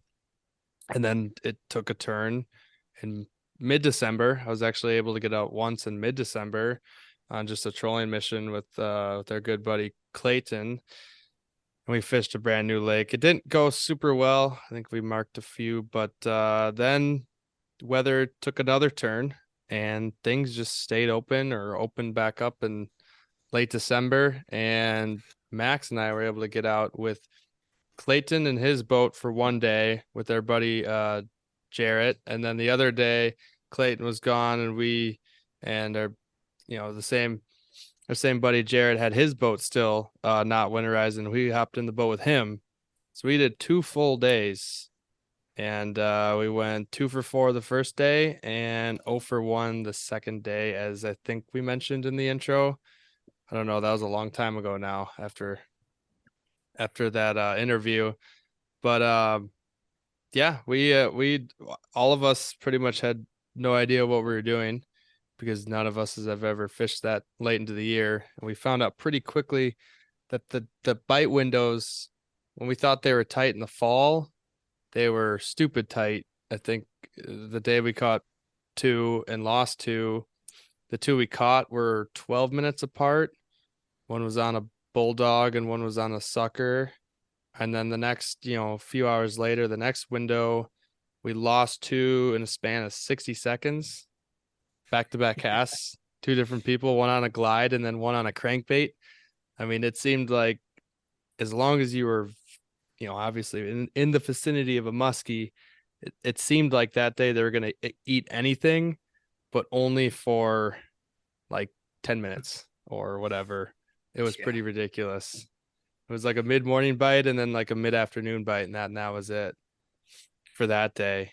And that was fun. It was a little bit of misting and raining that day. That got a little cold, even though it was 45 degrees or something ridiculous. And then the next day we went out and it was a little colder, but it was sunny, so it felt pretty good out there. And that was rough for a while. We didn't really see anything. We were hitting spots hard, and then we went to a spot that we fished earlier in the day where we caught some pike. We were running some smaller suckers, and that's when the down sucker rod went off, and Max was up to bat right at sunset. It might have even been like 10 minutes after sunset. We really stuck it out. It was getting dark and getting really cold quick. I think at that point it was already below freezing. And we had an unfortunate happening. Not only did the rod break on hook set, the sucker rig snapped. The crimp failed. So yeah, that's what I have to add there. I don't know if you got anything else to add there, Max. That's a very, very unfortunate way to end the year, even though we didn't even think we were going to get out again. And then that, had to do it for us. It's tough. Yeah, tough way to end the season, but also kind of, good learning lesson with equipment that late in the year, equipment during colder conditions. Got a few DMs from some people giving us a hard time for the rods we were using. Shout out our boy Jarrett. He brought one of his old dads or grandpa, I think, who, they have a very I'd say like a very historied family up there in the North Woods of Wisconsin that have been musky fishing for a long time. And, most of our shit was put away, and we were rocking one of Jarrett's either dad's or grandpa's old bamboo rods for the down rod on the sucker. And the only thing that made it hurt a little bit worse is we were running live scope that day, and, we were just kind of watching fish paddle up to the suckers, and Jarrett 6 goes, foot "Oh, marks. that one looks like it's about a 4-footer," and then boom, just eats the sucker. And yeah, it wasn't small. It was not small. I was over the top of the fish. I could feel him. I knew it was a very large fish. My heart was going nuts. I was like, man, if I could end the year on a, big ass fish, that would be awesome. And went to set the hook, and next thing I know, the other half of the rod's laying on the boat, laying on the floor of the boat. And so good learning lesson. just definitely Don't use bamboo. Yeah, maybe not use below bamboo. freezing. He'd caught a nice fish on that same rod, and I just think maybe a little bit of wear and tear, and then could have been the size of the fish. I've been hitting the lab lately, so maybe a little extra muscle behind the hook set. Right. A lot of factors going on, but it was very unfortunate. And then I tried to pick up the line with my hands to then only find that the crimp failed. So wouldn't have mattered. Not sure what would have been worse. I mean, obviously, maybe it's good that the rod it's going to end up on the wall with a good story. But RIP the bamboo bruiser. And, if we ever get the chance to fish in late December again, now we know that giants do eat, end of December. Good. So yeah, good time out there, and looking forward to getting back out on the water at Cave Run in April. And, we got some good ice fishing weekends ahead of us that I'm sure we'll update you guys on. But with that said, we've been running a pretty long one here tonight. I think we more than well made up for our missed week. Brief hiatus. So yes, thanks for sticking with us if you're still listening here. Yeah, as always, thanks for sticking with us. At the end, right before we head out, quick give out the socials. We got Muskies on Tap on Instagram. Give us a follow. We just hit over that 1,000 follower mark, so I think we gave another shout out the other week on that. Thanks again. And then my socials for the guide service is Suggs Fishing on Instagram, Suggs Fishing Guide Service on Facebook. Give me a message, give me a holler. I got a website, www.suggsfishing.com. I'm booking for the 2024 season. And yeah, let's go fishing this year. I'm really looking forward to it. Hopefully to see some of you guys at the shows. It's going to be Milwaukee, Minneapolis, and Wausau for sure for me. Until further notice, I will update you guys again once I know more. So with that being said, it's been a long one, fellas. It's getting a little late. Brian, take us away. All right, everybody. Thank you for listening to the first episode of the new year here with Muskies on Tap. Hope everybody has a tremendous start to the year and for the next 363 days or so, roughly. Thank you. Shout out to Gregg for the pod tonight. Incredible stuff. Hilarious stories. Can't wait to get them on again. And apparently, once you reach a certain age, the cousins are back in the game. So remember that, guys. Good luck in your new year. Peace. Oh, man.